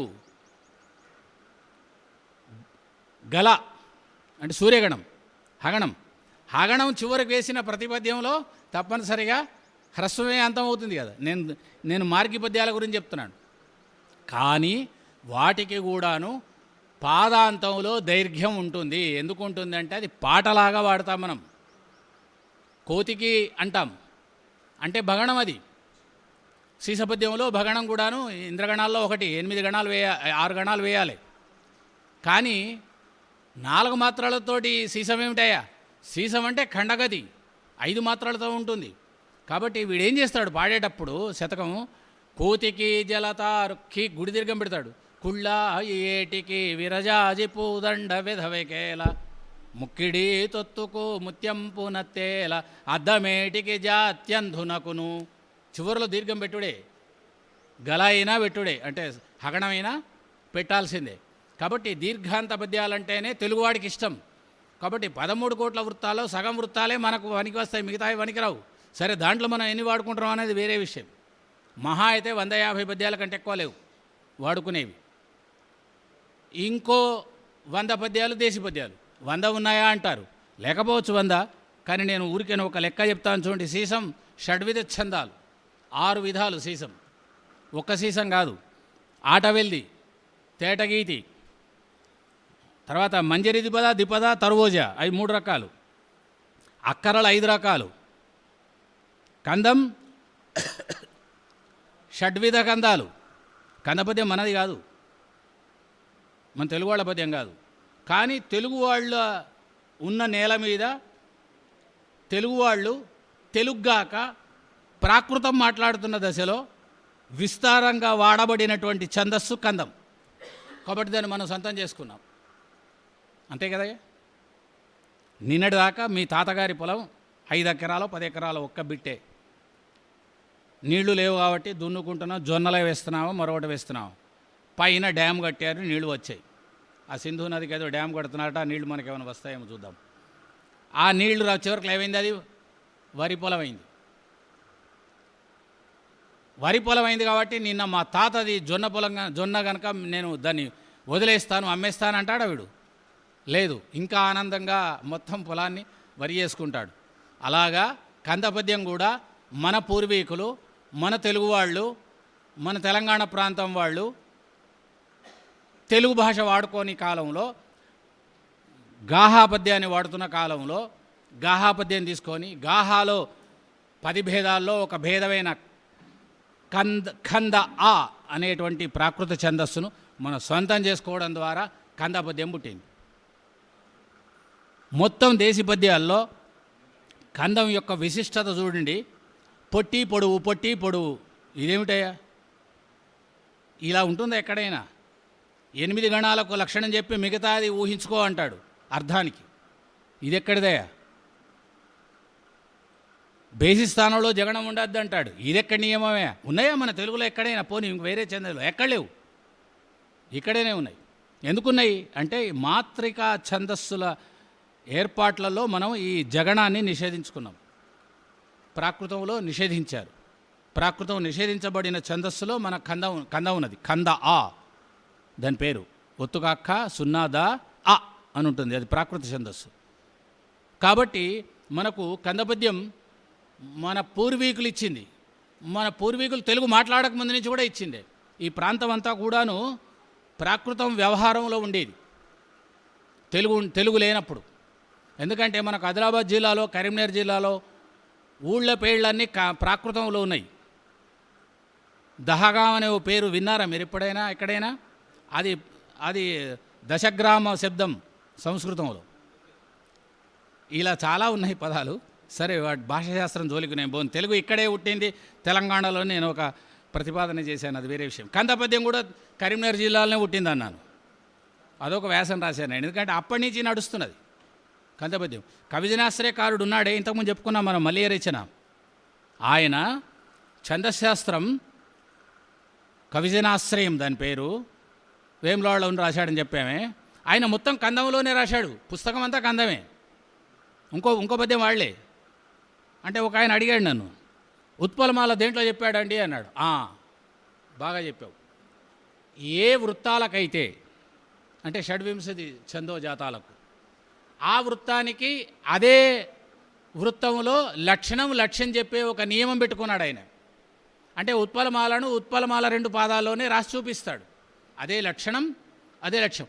ఆ ఒక్క పరిచ్ఛేదం, దాన్ని వృత్తాధికారం అంటారు. ఆ ఒక్క పరిచ్ఛేదాన్ని మాత్రం పక్కకు పెట్టు, మిగతా మొత్తం పుస్తకం కందమే. అంటే మిగతా అన్ని అధికారం అంటే చాప్టర్ అన్నీ కందాలి. అది అందువల్లనే కందపద్యం కరీంనగర్లో పుట్టిందన్నాడు. మన కందపద్యంకు కూడాను కురికాల శాసనంలో దానికి ఒక స్థానం అనేది వచ్చిందన్న సంగతి మీ అందరికీ తెలిసిందే. కురికాల మీద నేను ఒక శాసనం మీద చాలా విశేషాలతో రాశాను, అది ఏదైనా మీరు చదవచ్చు. అలాగే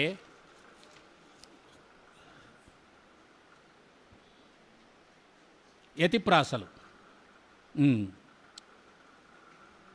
సీసపద్యాల్ని పొరపాటున కూడా అవధానాల్లో వాడకండి. అంటే ఎందుకు అని అడుగుతారు మీరు. ఆర్గనైజర్ వచ్చి సార్ టైం అవుతుంది సార్ అంటాడు. సీస పద్యం రాసేలోగా 3 ఆట వెళ్తు లేదా 3 తేటగీతలు రాయవచ్చు, 2 వృత్తాలు రాయవచ్చు. మీకు ఇంకొక చిక్కు తెచ్చిపెట్టే విషయం ఏంటి అంటే ఏ పాదంకి ఆ పాదం విరుగుతుంది, అంటే పాదం తర్వాత విశ్రాంతి కలుగుతుంది. పొరపాటున మీరేం చేస్తారంటే ధారణలో ఒక పాదం బదులు ఒక పాదం అనేస్తారు. ఏది ముందో ఏది వెనుక కూడాను తేడా వస్తుంది. దినారటంకాల తీర్థమాడించిది దక్షిణాధీశు ముత్యాలశాల అన్నాం. తర్వాత తన యొక్క గొప్పతనాన్ని మళ్ళా ఇంకో పాదంలో చెప్తున్నాడు. పలుకుతోడ ఈతాంధ్ర భాషా మహాకావ్య నైషధ గ్రంథ సందర్భమునను అన్నాడు. పగలగొట్టించిదుద్భట వివాద ప్రౌఢి గౌడ డింఢిమ భట్టు కంచుడక్క. ఇది 3వ పాదం గ్యారెంటీయా? ఆయన ఇంతే రాశాడు, ఇంతే చెప్పాడా? అది 2వది రాశాడేమో, ఎవరికి తెలుసు. ఏదో ప్రసిద్ధంగా ఉన్నది, అచ్చులో ఉన్నది కాబట్టి మనం చదువుతున్నాం. చంద్రభూష క్రియాశక్తి రాయల యొద్ద పాదుకొల్పితి సార్వభౌమ బిరుదు. ఈ పద్యం ఎక్కడ రాశాడు? ఈ పద్యం ఏ ఊళ్ళో రాశాడు? ఈ పద్యం రాచకొండలో రాశాడు. రాచకొండ సర్వజ్ఞ సింగభూపాలుడి కొలువులోకి వెళుతూ ఎటులో మెప్పించువో నన్ను నింక మీద రావు సింగ మహీపాలు ధీవిశాలు నిండు కొలువున నెలకొన్న నీవు సరస సద్గుణ నికురంబ శారదాంబ. సీసపద్యం 6 పాదాల ఛందస్సు అని నేను ఒక పరిశోధనాత్మక వ్యాసం రాశాను. చేకూరు రామారావు గారిని ఒక పెద్ద ఆయన ఉండేవాడు. ఆయన నాకు లేఖ రాస్తూ ఈ ఒక్క వ్యాసంకు నీకు ఇంకో పిహెచ్డి ఇవ్వచ్చు అన్నాడు. ఎందుకు అంటే మీరు తాళపత్రాలు చూశారు కదా, చూసారా తాళపత్రాలు? చూడలేదా? చూడని వాళ్ళు దయచేసి తాళపత్రాలు ఒకసారి చూడండి. తాళపత్రంలో అడ్డంలో ఉంటుంది కనుక, దీర్ఘచతురంలో ఉంటుంది కనుక 4 పాదాలు రాయడానికి స్థలం చాలా ముఖ్యం కదా. రాసి ఆటవిల్లు లేదా తేటగీత ఏం చేస్తారంటే ఆటవిల్లు 2 పాదాలు ఒక లైన్లో రాస్తారు, తేటగీత ఒక లైన్ రాస్తారు. ఆ ఊహతోటి ప్రారంభమైన నేను 6 పాదాల జానపద గీతం సీసపద్యంగా నిలిచింది అని చెప్తూ ఆధారాలు చూపిస్తూ ఒక వ్యాసం రాశాను. సీసపద్యంకు ఆట వెలది మాత్రమే దానిలో ఒదిగి ఉంటుంది. సీసపద్యానికి ఆట వెలది ఔరసపుత్రుడు, తేటగీతి దత్తపుత్రుడు. మర్చిపోకండి. అంటే ఇది పెట్టినప్పుడు మనం అదెందుకు పెట్టకూడదని పెట్టిందే తప్ప తేటగీతి సీసంకు మొదట్లో లేదు అన్నది చారిత్రక క్రమం కూడా చెప్తోంది. 300 సంవత్సరాల వరకు ఆట వెలది మీద కాదు, సీసం మీద ఆట వెలదే ఉండేది. తర్వాత తేటగీతి ఎందుకు వచ్చిందంటే ఇది పెట్టాం కాబట్టి అది ఎందుకు పెట్టద్దని వచ్చింది. తేటగీతులు సీసం మీద అత్యధికంగా రాసిన వాళ్ళల్లో శ్రీనాథుడు ప్రధానుడు.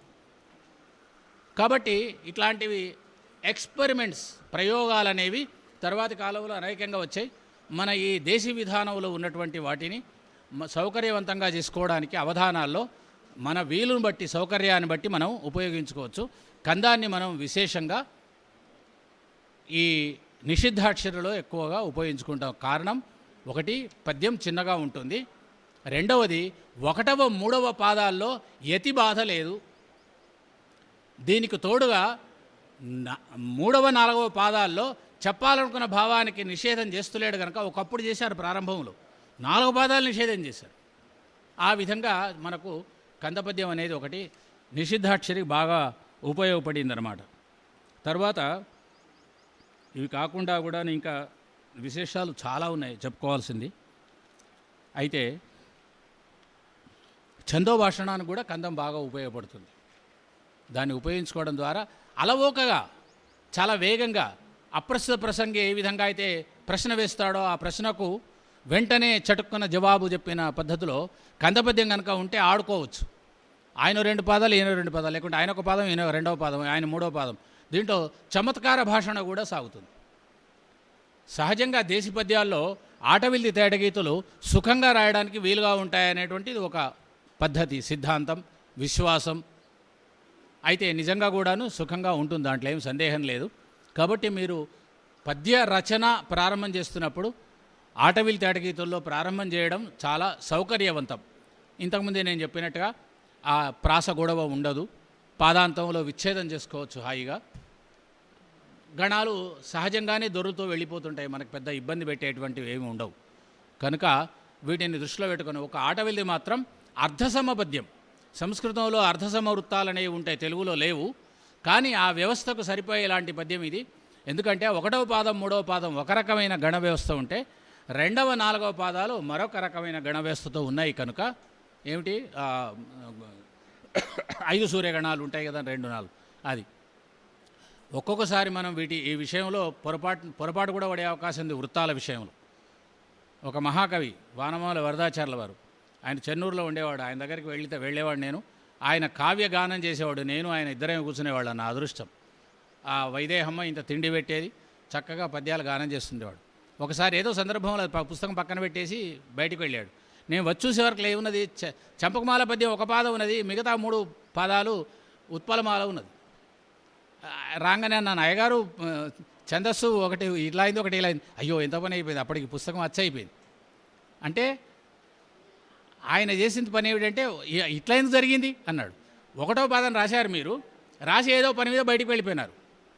మళ్ళీ వచ్చి కూర్చొని నేను ఇంకా ఉత్పలమే రాస్తున్నాను అనుకొని మిగతా 3 పాదాలు ఉత్పలం కంప్లీట్ చేశాడు. ఇప్పటికీ దాంట్లో అచ్చులో ఉంది కనుక అది మార్చడానికి వీలేదు. అయ్యో ఎంత పని అయిపోయిందా అన్నాడు. అంటే నేను చెప్పాను, ఇది పరస్థాన విషమ వృత్తం అని చెప్పాను. పరస్థాన విషమ వృత్తం అని అంటే ఎందుకు, శాస్త్రం ఒప్పుకుంటుందా అన్నాడు. ఒప్పుకుంటుంది. అర్ధసమాలు ఒకటే ఛందస్సులు పడితే స్వస్థాన అర్ధసమాలు. దానికి బదులుగా వేరువేరు ఛందస్సులు పుడితే, అంటే 21వ ఛందస్సులు పుట్టాయి అనుకోండి, అప్పుడు పరస్థానాలు. పరస్థాన అర్ధసమాలు కాక ఒక పాదం ఇది 3 పాదాలు అది, అలా రాస్తే పరస్థాన విషమ వృత్తం. మీది పరస్థాన విషమం అన్నాను. బాగుందా అన్నాడు. ఇక నువ్వు శాస్త్రం చెప్పింది కనుక ఒప్పుకుంటాను అని చెప్పాడు. ఈ విధంగా మనకు పండితులై అవధానాలు చేయండి, పద్యాలు కంఠస్థం చేసి అవధానాలు చేయండి. పద్యాలు రాకుండా కంఠస్థం లేకుండా అవధానాలు చేయవద్దు. మీరు కనీసం ఒక 300-400 పద్యాలంటే కంఠస్థం లేకుండా వేదిక ఎక్కొద్దు. వివిధ ఛందస్సులు బాగా మననం చేస్తూ ఉండండి. నడకలన్నీ ఊరికేనే వచ్చేస్తాయి. నడక వచ్చింది అంటే పద్యం అల్లవచ్చు. తరువాత వ్యాకరణం, తర్వాత సమసనం, అవన్నీ తరువాత విషయాలు అన్నమాట. ఈ విధంగా మనకు అనేక విశేషాలు దేశీ ఛంద సంబంధంగా ఉన్నాయి. దీంట్లో చివరిలో సమయం చిక్కితే నేను తిక్కన గారి పద్యం చెప్తా అన్నాను కాబట్టి ఆయన పద్యం చెప్పేసి ఇక్కడ ముగిద్దాం మనం.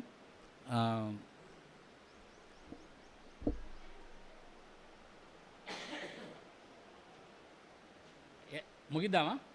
2 నిమిషాలు.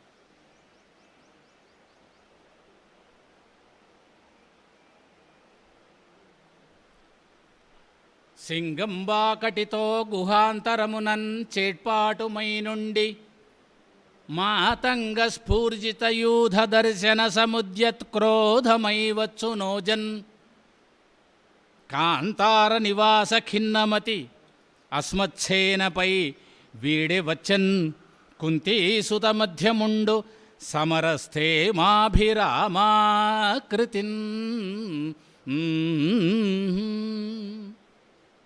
చాలా గొప్ప పద్యం, మన అందరికీ తెలిసిందే. విరాట పర్వంలో చివరిలో ఉంటుంది. తిక్కన గారు అప్పటి వరకు అరణ్యవాసం చేసిన కసి, పేడివాడై విల్లమ్ములు ముట్టకుండా కేవలం గజ్జెలును ఇవి పట్టుకున్న తిక్క, ఎదురుగా ఉన్నవాళ్ళు ఎవర్రా అంటే అంతా కౌరవులే గనక బ్రహ్మాండమైనటువంటి కోపంతో వీళ్లను ముక్కలు నరకేద్దామని చెప్పి వచ్చాడు అర్జునుడని గురువుగారే సర్టిఫికెట్ ఇస్తున్నాడు. గొప్ప పద్యం ఇది. కానీ తిక్కన్న గారు చాలా ఆనందంలో ఏం చేశాడు, పూర్ణ బిందుపూర్వక గకారం ప్రాసాక్షరం వేశాడు. పూర్ణ బిందుపూర్వక గకారాక్షరం ప్రాస వేస్తే చాలా కష్టపడాల్సి వస్తుంది. తిక్కనకైనా ఎర్రనకైనా మరెవరికైనా. ఎంచేత అంటే ఇది కొంచెం తక్కువ ఉంటాయి పదాలు. ఉంటాయి, ఉండవనేం కాదు.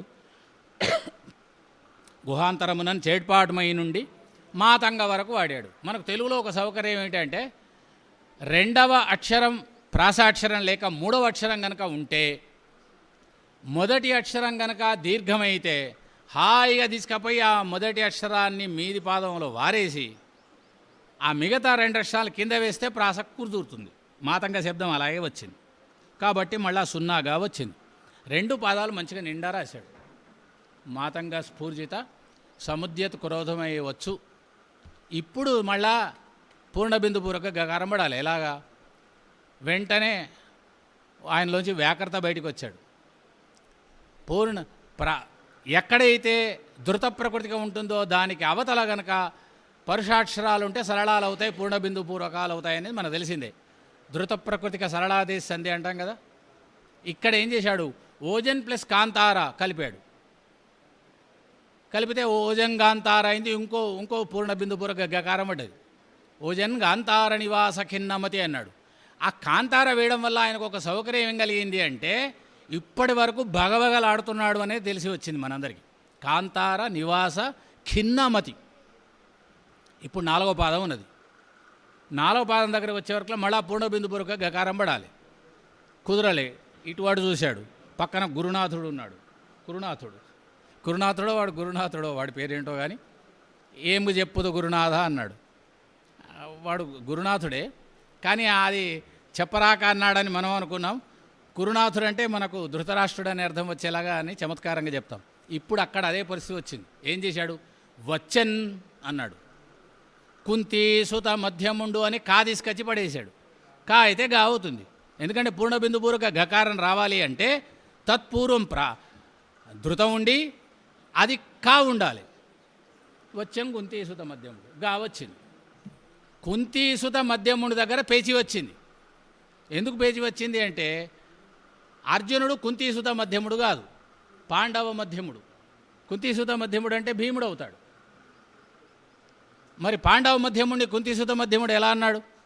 ఏదో అన్నానయ్యా గురునాథ లాగించేయి, పద్యం అద్భుతంగా వచ్చింది అన్నాడు.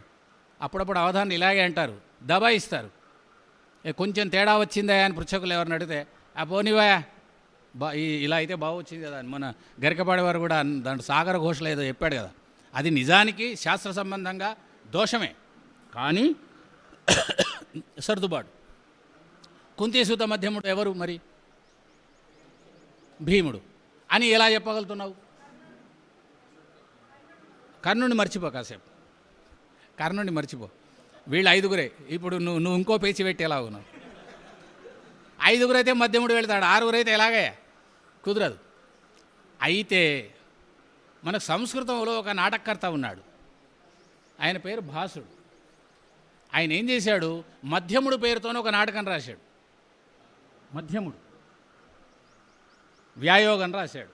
నాటకాల్లో ఒక రకమైన నాటకం పేరు వ్యాయోగం. మధ్యమ వ్యాయోగం. ఒక బ్రాహ్మణ కుటుంబం అడవిలో వెళుతున్నది. 3 కొడుకులు ఉన్నారు. మధ్యముడు కూడా ఉన్నాడు. మా తల్లి పూజ చేసుకుంటున్నది, రాత్రిపూట నరబలి వేయాలి, మీలోంచి ఎవరు వస్తారు అన్నాడు వాడు రాక్షసుడు. ముసలాడు అన్నాడు, నేను ఎలాగ పోయేటివాడిని, నేను పెద్ద పనికి వచ్చేవాడిని కాదు, నేను పోతా అన్నాడు రాత్రిపూట బలికి. వీళ్ళు అన్నారు, అయ్యో యజమాని పోయితే ఎలాగా కుదరదు అని, నేను వ్యర్థంగా ఉన్నానని తల్లి నేను పోతా అన్నది. అయ్యో నువ్వు లేకుండా నేను ఎలాగా అని మొగుడు అన్నాడు. ఇక 3 కొడుకులు ఉన్నారు. 3 కొడుకులో పెద్దవాడిని తీసుకుపోదామంటే పెద్దవాడేమన్నాడు,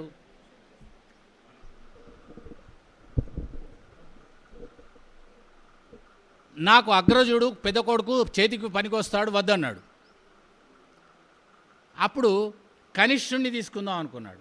కనిష్ఠుణ్ణి తల్లి అన్నది నాకు ప్రియమైన వాడు, చివరి కొడుకు, కాబట్టి వీడిని తీసుకుపోవడానికి వీళ్ళు, మిగిలిన వాడు మధ్యముడు అన్నాడు, నా బతుకు వ్యర్థమైంది, ఆడు తండ్రికి కానీ ఇటు తల్లికి కానీ పనికి రాకుండా అన్నాడు. పోనీ నా వల్ల నా కుటుంబం అయితే బతుకుతుంది కాదని, ఒరే పదరా అన్నాడు అని ఆ రాక్షసుని వెంబడి పోయినాడు.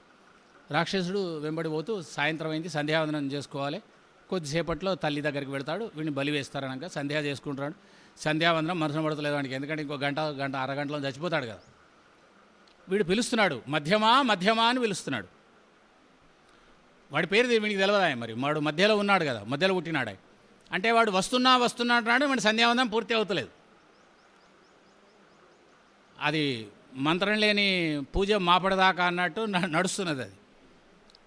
ఈలోగా భీముడు అట్నుంచి పోతున్నాడు అరణ్యంలో. ఎవడ్రా నన్ను పిలిచింది అని వచ్చాడు. వాడి పేరు మధ్యముడు, భీముడి పేరు మధ్యముడు. వాళ్ళ అమ్మవాడిని మధ్యముడనే పిలిచేది. మాద్రి తన ఇద్దరు కొడుకుల్ని ఇచ్చేదాకా. తర్వాత ఇచ్చింది కదా చనిపోయేటప్పుడు. తర్వాత 5గురు అయినారు కదా. ముందు మధ్యమానే పిలిచేది తన కొడుకులు. వాడు అరే ఎవడరా పిలిచింది నన్ను వచ్చాడు. భీముడు వచ్చి ఇక్కడ దాకా వచ్చి ఏం సంగతి అన్నాడు.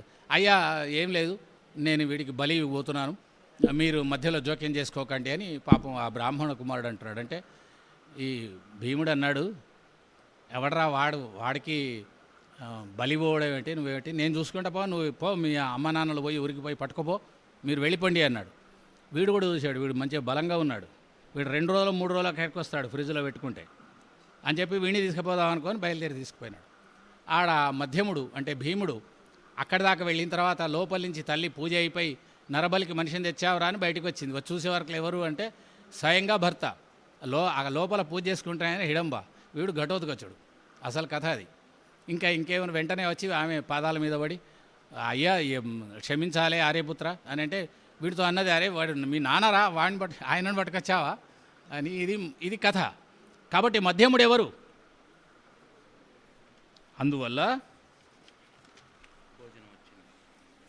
భోజనం వచ్చిందంట.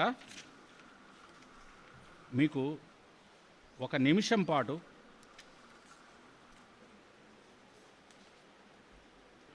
లా డా ఈ రెండి మధ్యన ప్రాస వేయవచ్చా? ఏమంటే శతావధాని గారు వేయవచ్చా? లడలకు మీరేం చెప్తే అది మాకు సిద్ధాంతం. లాకు డాకు మైత్రి వేయవచ్చా? ప్రాసమైత్రి సుమా. ఎప్పుడైనా ఒక సందర్భం వస్తే నింపాదిగా కూర్చొని కావ్యాలు రాసినప్పటికీ కూడాను కొన్ని సందర్భాల్లో మహాకవులు వాళ్ళ ఉపయోగం ఏముంటే దాన్ని బట్టి శాస్త్రం కానీ శాస్త్రాన్ని బట్టి వాళ్ళుగా ఉండరు. ఎందుకంటే నిరంకుశాహ కవయ అని. ప్రయోగ శరణం వ్యాకరణం సర్వత్రా పనికిరాదు, సర్వత్రా కుదరదు కూడాను. సాక్షాత్తుగా శ్రీనాథ మహాకవే డాకులాకు మైత్రి వేశాడు. ఆ పద్యం కంఠస్థం లేదు కనుక, కంఠస్థం లేనప్పుడు అది వెతికితే దొరకలేదు. చిలుకలు కూయునో చెవులు చిల్లులు ఓవగనంచు. పద్యాన్ని అడుగుందా? చిలుకలు కూయునో చెవులు చిల్లులు ఓవగనంచు. ఒక పాదం ఉంది అక్కడ ఏదో. వెడలడు నందనోపవన వీధుల అని పద్యం. చిలుకలులో లా వేశాడు, వెడలడులో డా వేశాడు. శృంగార నైషధంలో శ్రీనాథ మహాకవి రాసిన పద్యాల్లో ఒకటి. ఇది విచిత్రమైనటువంటి ప్రాస, మనకు శాస్త్రాల్లో చెప్పనిది. కాబట్టి ఏదైనా ఇలాంటి సందర్భాల్లో వస్తే మనం వాడుకోవచ్చు. మీరు భయపడాల్సిన అవసరం లేదు. అవధానులు ధైర్యంగా ఉండాలని చెప్పి 5 ధకారాలు 4 ధకారాలు చెప్తారు కదా, దాంట్లో 1 ధకారం ధైర్యం కనుక అవసరం పడినప్పుడు మనకు ఇట్లాంటి వాటిని ఉపయోగించుకోవచ్చు. ప్రాస లేని పద్యం ఒకటి చెప్తాను, మీరు రాసుకోండి. బోర్డు తెచ్చినందుకు ఒక్కడన్నా రాయకపోతే బాగుండదు కాబట్టి రాస్తుంది. మీరు పద్యం రాసుకోండి. ప్రాస అంటే తప్పనిసరిగా యతిలో అచ్చులైన యతి సంబంధమైన ప్రాసలో ఖచ్చితంగా హల్లే. ప్రాస అంటే హల్లే, దాంట్లో ఏం సందేహం లేదు. అసలు హల్లే లేకుండా కంద పద్యం రాశాడు ఒక ఆయన. ఆ ఒక ఆయన ఎవరో కాదు, మళ్ళా మనకు తొలి ఛందఃకర్తనే. స్వర మైత్రి, స్వరయతి సంబంధంగా స్వరమైత్రి వేటికి ఉన్నదనే లక్షణం చెప్పిన పద్యం. ఆలయ్యవులకు మరి ఈలు రుకార సహితం ఏలకునవు ఊల్ దమలో నొడబడి ఓలకు వాళ్ళగున్ నయోన్నత చరిత అని రాశాడు. దీంట్లో పొరపాటున కూడా ప్రాసస్థానంలో హల్లు లేదు. ఇది ఉన్నట్టా లేనట్టా మీరు చెప్పండి.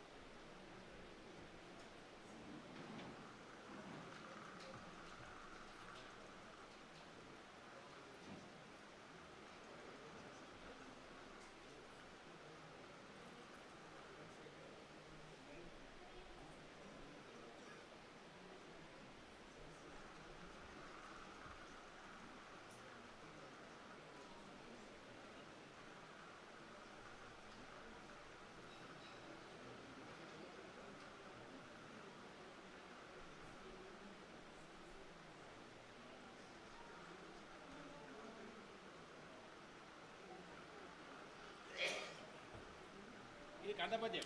కందపద్యంలో ప్రాస ఉంటుంది. ప్రాస అంటే హల్లు. అచ్చు అక్కర్లేదు. అచ్చు అక్కర్లేదు.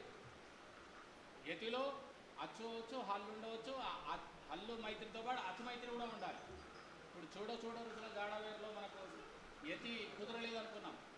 ఎందుకంటే చూడలో ఊ ఉన్నది, జాడలో ఆ ఉన్నది. ఊ ఆలకు మైత్రి లేదు. కానీ అక్కడ ప్రాసయతి ఉంది. ప్రాసయతి ఉపజాతి పద్యాల విష్ణువు చెప్పుకున్నాం. ఇక్కడ అసలు హల్లే లేదు. ఆ అయ్యో ఒక గ్రూపు, ఈ రూరు ఏ ఒక గ్రూపు, ఓ ఒక గ్రూపు. ఈ ఒక గ్రూపులోంచి ఒక గ్రూపులకి మైత్రి ఉండదు. యతి విషయంగా స్నేహితుడు అవుతాడు అనే ఒక పాలసీ ఉంది. అది మన యతి ప్రాసల గురించి ప్రత్యేకంగా చెప్పుకుంటే చెప్పుకోవాల్సిన విషయం. ఇప్పుడు ఇక్కడ మనకు ఆలయములకు అనేటప్పుడు గ్రూపులు అని చెప్తున్నాడంటే ఇది మొదటి ఛందశాస్త్రంలో మొదటి పద్యం. అది యతి సంబంధమైన మొదటి పద్యం. దాన్ని స్వరమైత్రి వడి అన్నారు. దాంట్లో ఆ అయ్యవులకు స్నేహం ఉన్నది అన్నప్పుడు రెండవ అక్షరమైన ఆ అసలు ప్రాసాక్షరమే కాదు, ఎందుకంటే హల్లే లేదు. కాబట్టి ప్రాస లేని తొలి కందపద్యంగా మనం దీన్ని గుర్తిద్దాం. బివి గిరి అని మనకు ఒక రాష్ట్రపతి ఉండేవాడు. ఆయనకు సరస్వతీబాయి గిరి అని ఒక ఆవిడకు పద్యాలు రాయాలని ఉబలాడు. ఆవిడ ఏం చేసింది, కందం అంటే ఏమనుకున్నది, పొట్టి పొడువు ఇలాంటి లేఅవుట్తో రాస్తే కందం అనుకునేది. అలా గణాలు ఉంటాయని ఆమె తెలియదు. ఒక పద్యాలని రాసింది. రాష్ట్రపతి గారి భార్య పంపినప్పుడు బాగుండాలి వేసుకోకపోతే ఆయన ఆంధ్రపత్రిక వాడు వేసుకున్నాక తెల్లవారు ఎవడో రాసినప్పుడు చడామడా పీకేశాడు. శ్రీకృష్ణదేవరాయలంతటి మొత్తం దక్షిణ భారతదేశపు సార్వభౌముడు కూడా శాస్త్ర సంబంధమైనటువంటి, గణ సంబంధమైనటువంటి, యతి సంబంధమైనటువంటి, ప్రాస సంబంధమైనటువంటి, అంత్యప్రాస సంబంధమైనటువంటి, పాదాంత విచ్ఛేద సంబంధమైనటువంటి నియమావళి ఉంటే రాష్ట్రపతి భార్యకు ఉండద్దా అని రాశాడు.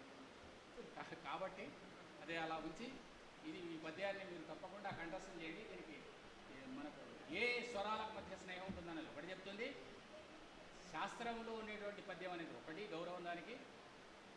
ప్రాసస్థానంలో అసలు హల్లే లేనటువంటి పద్యం అనేది ఒకటి.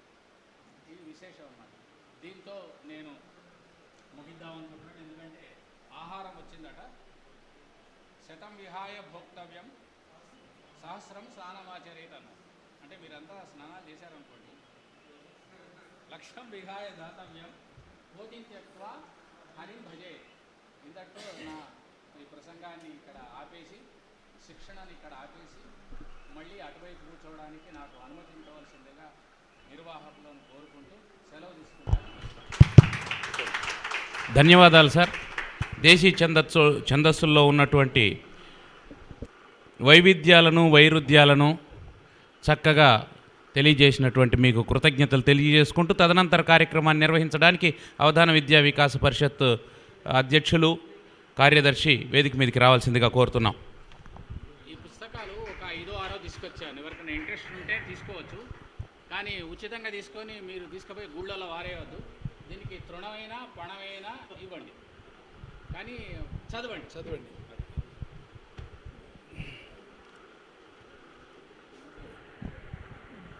ఛందోశాస్త్రం పైన పరిశోధన చేసిన గొప్ప వ్యాకరణవేత్త, ఛందశాస్త్రవేత్త, ఇవాళ తెలంగాణ గర్వించదగినటువంటి గొప్ప చారిత్రక పరిశోధకులు, బహుముఖ ప్రతిభాధురిణులైనటువంటి డాక్టర్ సంగనభట్ల నరసయ్య గారు చక్కని తరగతిని అందించారు. వారికి హృదయపూర్వక ధన్యవాదాలు తెలుపుకుంటూ ఈ సభకు ఆధ్యక్షం వహించిన రాజయ్య గారితో తర్వాత మాట్లాడిస్తాం. ఎందుకంటే భోజనాల సమయం అయింది కనుక ఇప్పటికి ప్రస్తుతానికి ఈ సభను విరమిద్దాం. ఈ కార్యక్రమంలో పాల్గొన్నటువంటి పెద్దలు శ్రీ సంగనభట్ల నరసయ్య గారికి చిరు సత్కారాన్ని అందించవలసిందిగా మా కార్యదర్శి శ్రీ కేవీఎన్ ఆచార్య గారిని కోరుతున్నాను.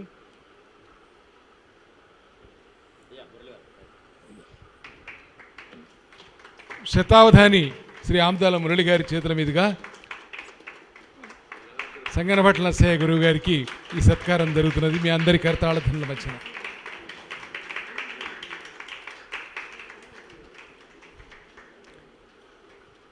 ఈ సభకు ఆధ్యక్షం వహించినటువంటి క్షిప్రావధాని అవధాన రాజహంస మా ముద్దు రాజయ్య గారికి వారికి ఒక చిరు సత్కారం. వారి పెద్దలు రావడమే ఎంతో ఆనందం. వారు రావడమే కాకుండా వారి సోదరుల ద్వారా అవధాన విద్యా వికాస పరిషత్తుకు చక్కని సహాయాన్ని అందించారు. వారికి చెప్పవద్దన్నారు కనుక నేను చెప్పట్లేదు. కృతజ్ఞతాపూర్వక అభినందనలు ఈ వేదిక గుండా తెలియజేసుకుంటూ వారికి సత్కారం. అలాగే ఇవాళ ఈ సభలో విశిష్టమైన వ్యక్తులు కొందరు వచ్చి ఉన్నారు. వారిని సత్కరించుకోవడం అవధాన విద్యా వికాస పరిషత్ కర్తవ్యం. శ్రీ మధునూరు సూర్యనారాయణ శర్మ గారు, మెదక్ జిల్లా రచయితల సంఘం ప్రధాన కార్యదర్శి, చాలా గొప్ప కార్యక్రమాలు చేస్తూ పద్య విద్యకు ఎనలేని సేవ చేస్తున్నటువంటి వీరిని సత్కరించుకొని అవధాన విద్యా వికాస పరిషత్ ఆనందపడుతోంది. మెరసం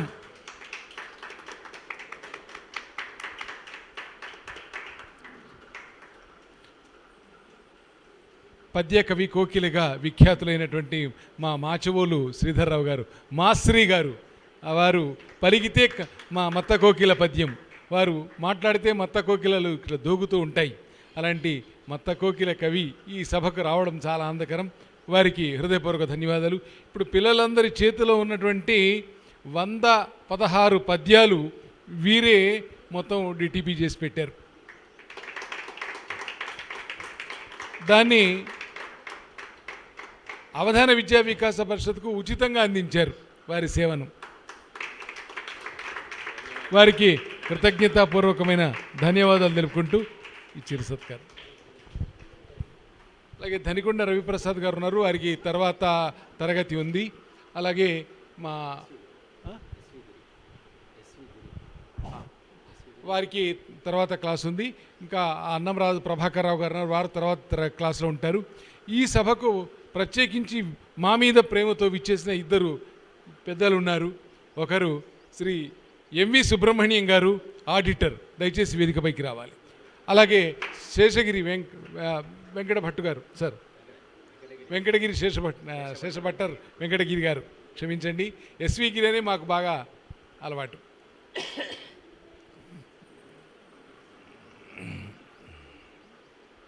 వీళ్ళిద్దరూ మేము ఏ కార్యక్రమం చేసినా మేము ఉన్నామని మాకు తోడుగా నిలబడతారు. ఆడిటర్ శ్రీ సుబ్రహ్మణ్యం గారు,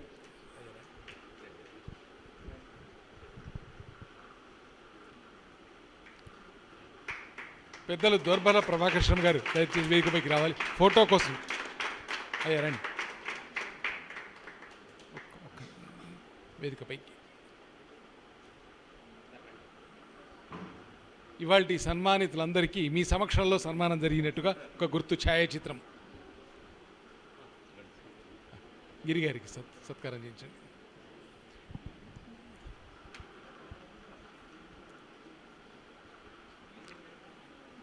మాకెంతో ఆత్మీయులైన వ్యక్తులు ఈ శేషభట్టర్ గిరి గారు, వెంకటగిరి గారు, అలాగే సుబ్రహ్మణ్యం గారు. ఈ పూట ఈ సభ ముగిసింది. భోజన విరామం. భోజనాలు చేసి వెంటనే వచ్చి కూర్చోండి. మళ్ళీ మంచి తరగతులు ఉన్నాయి. విందురు కానీ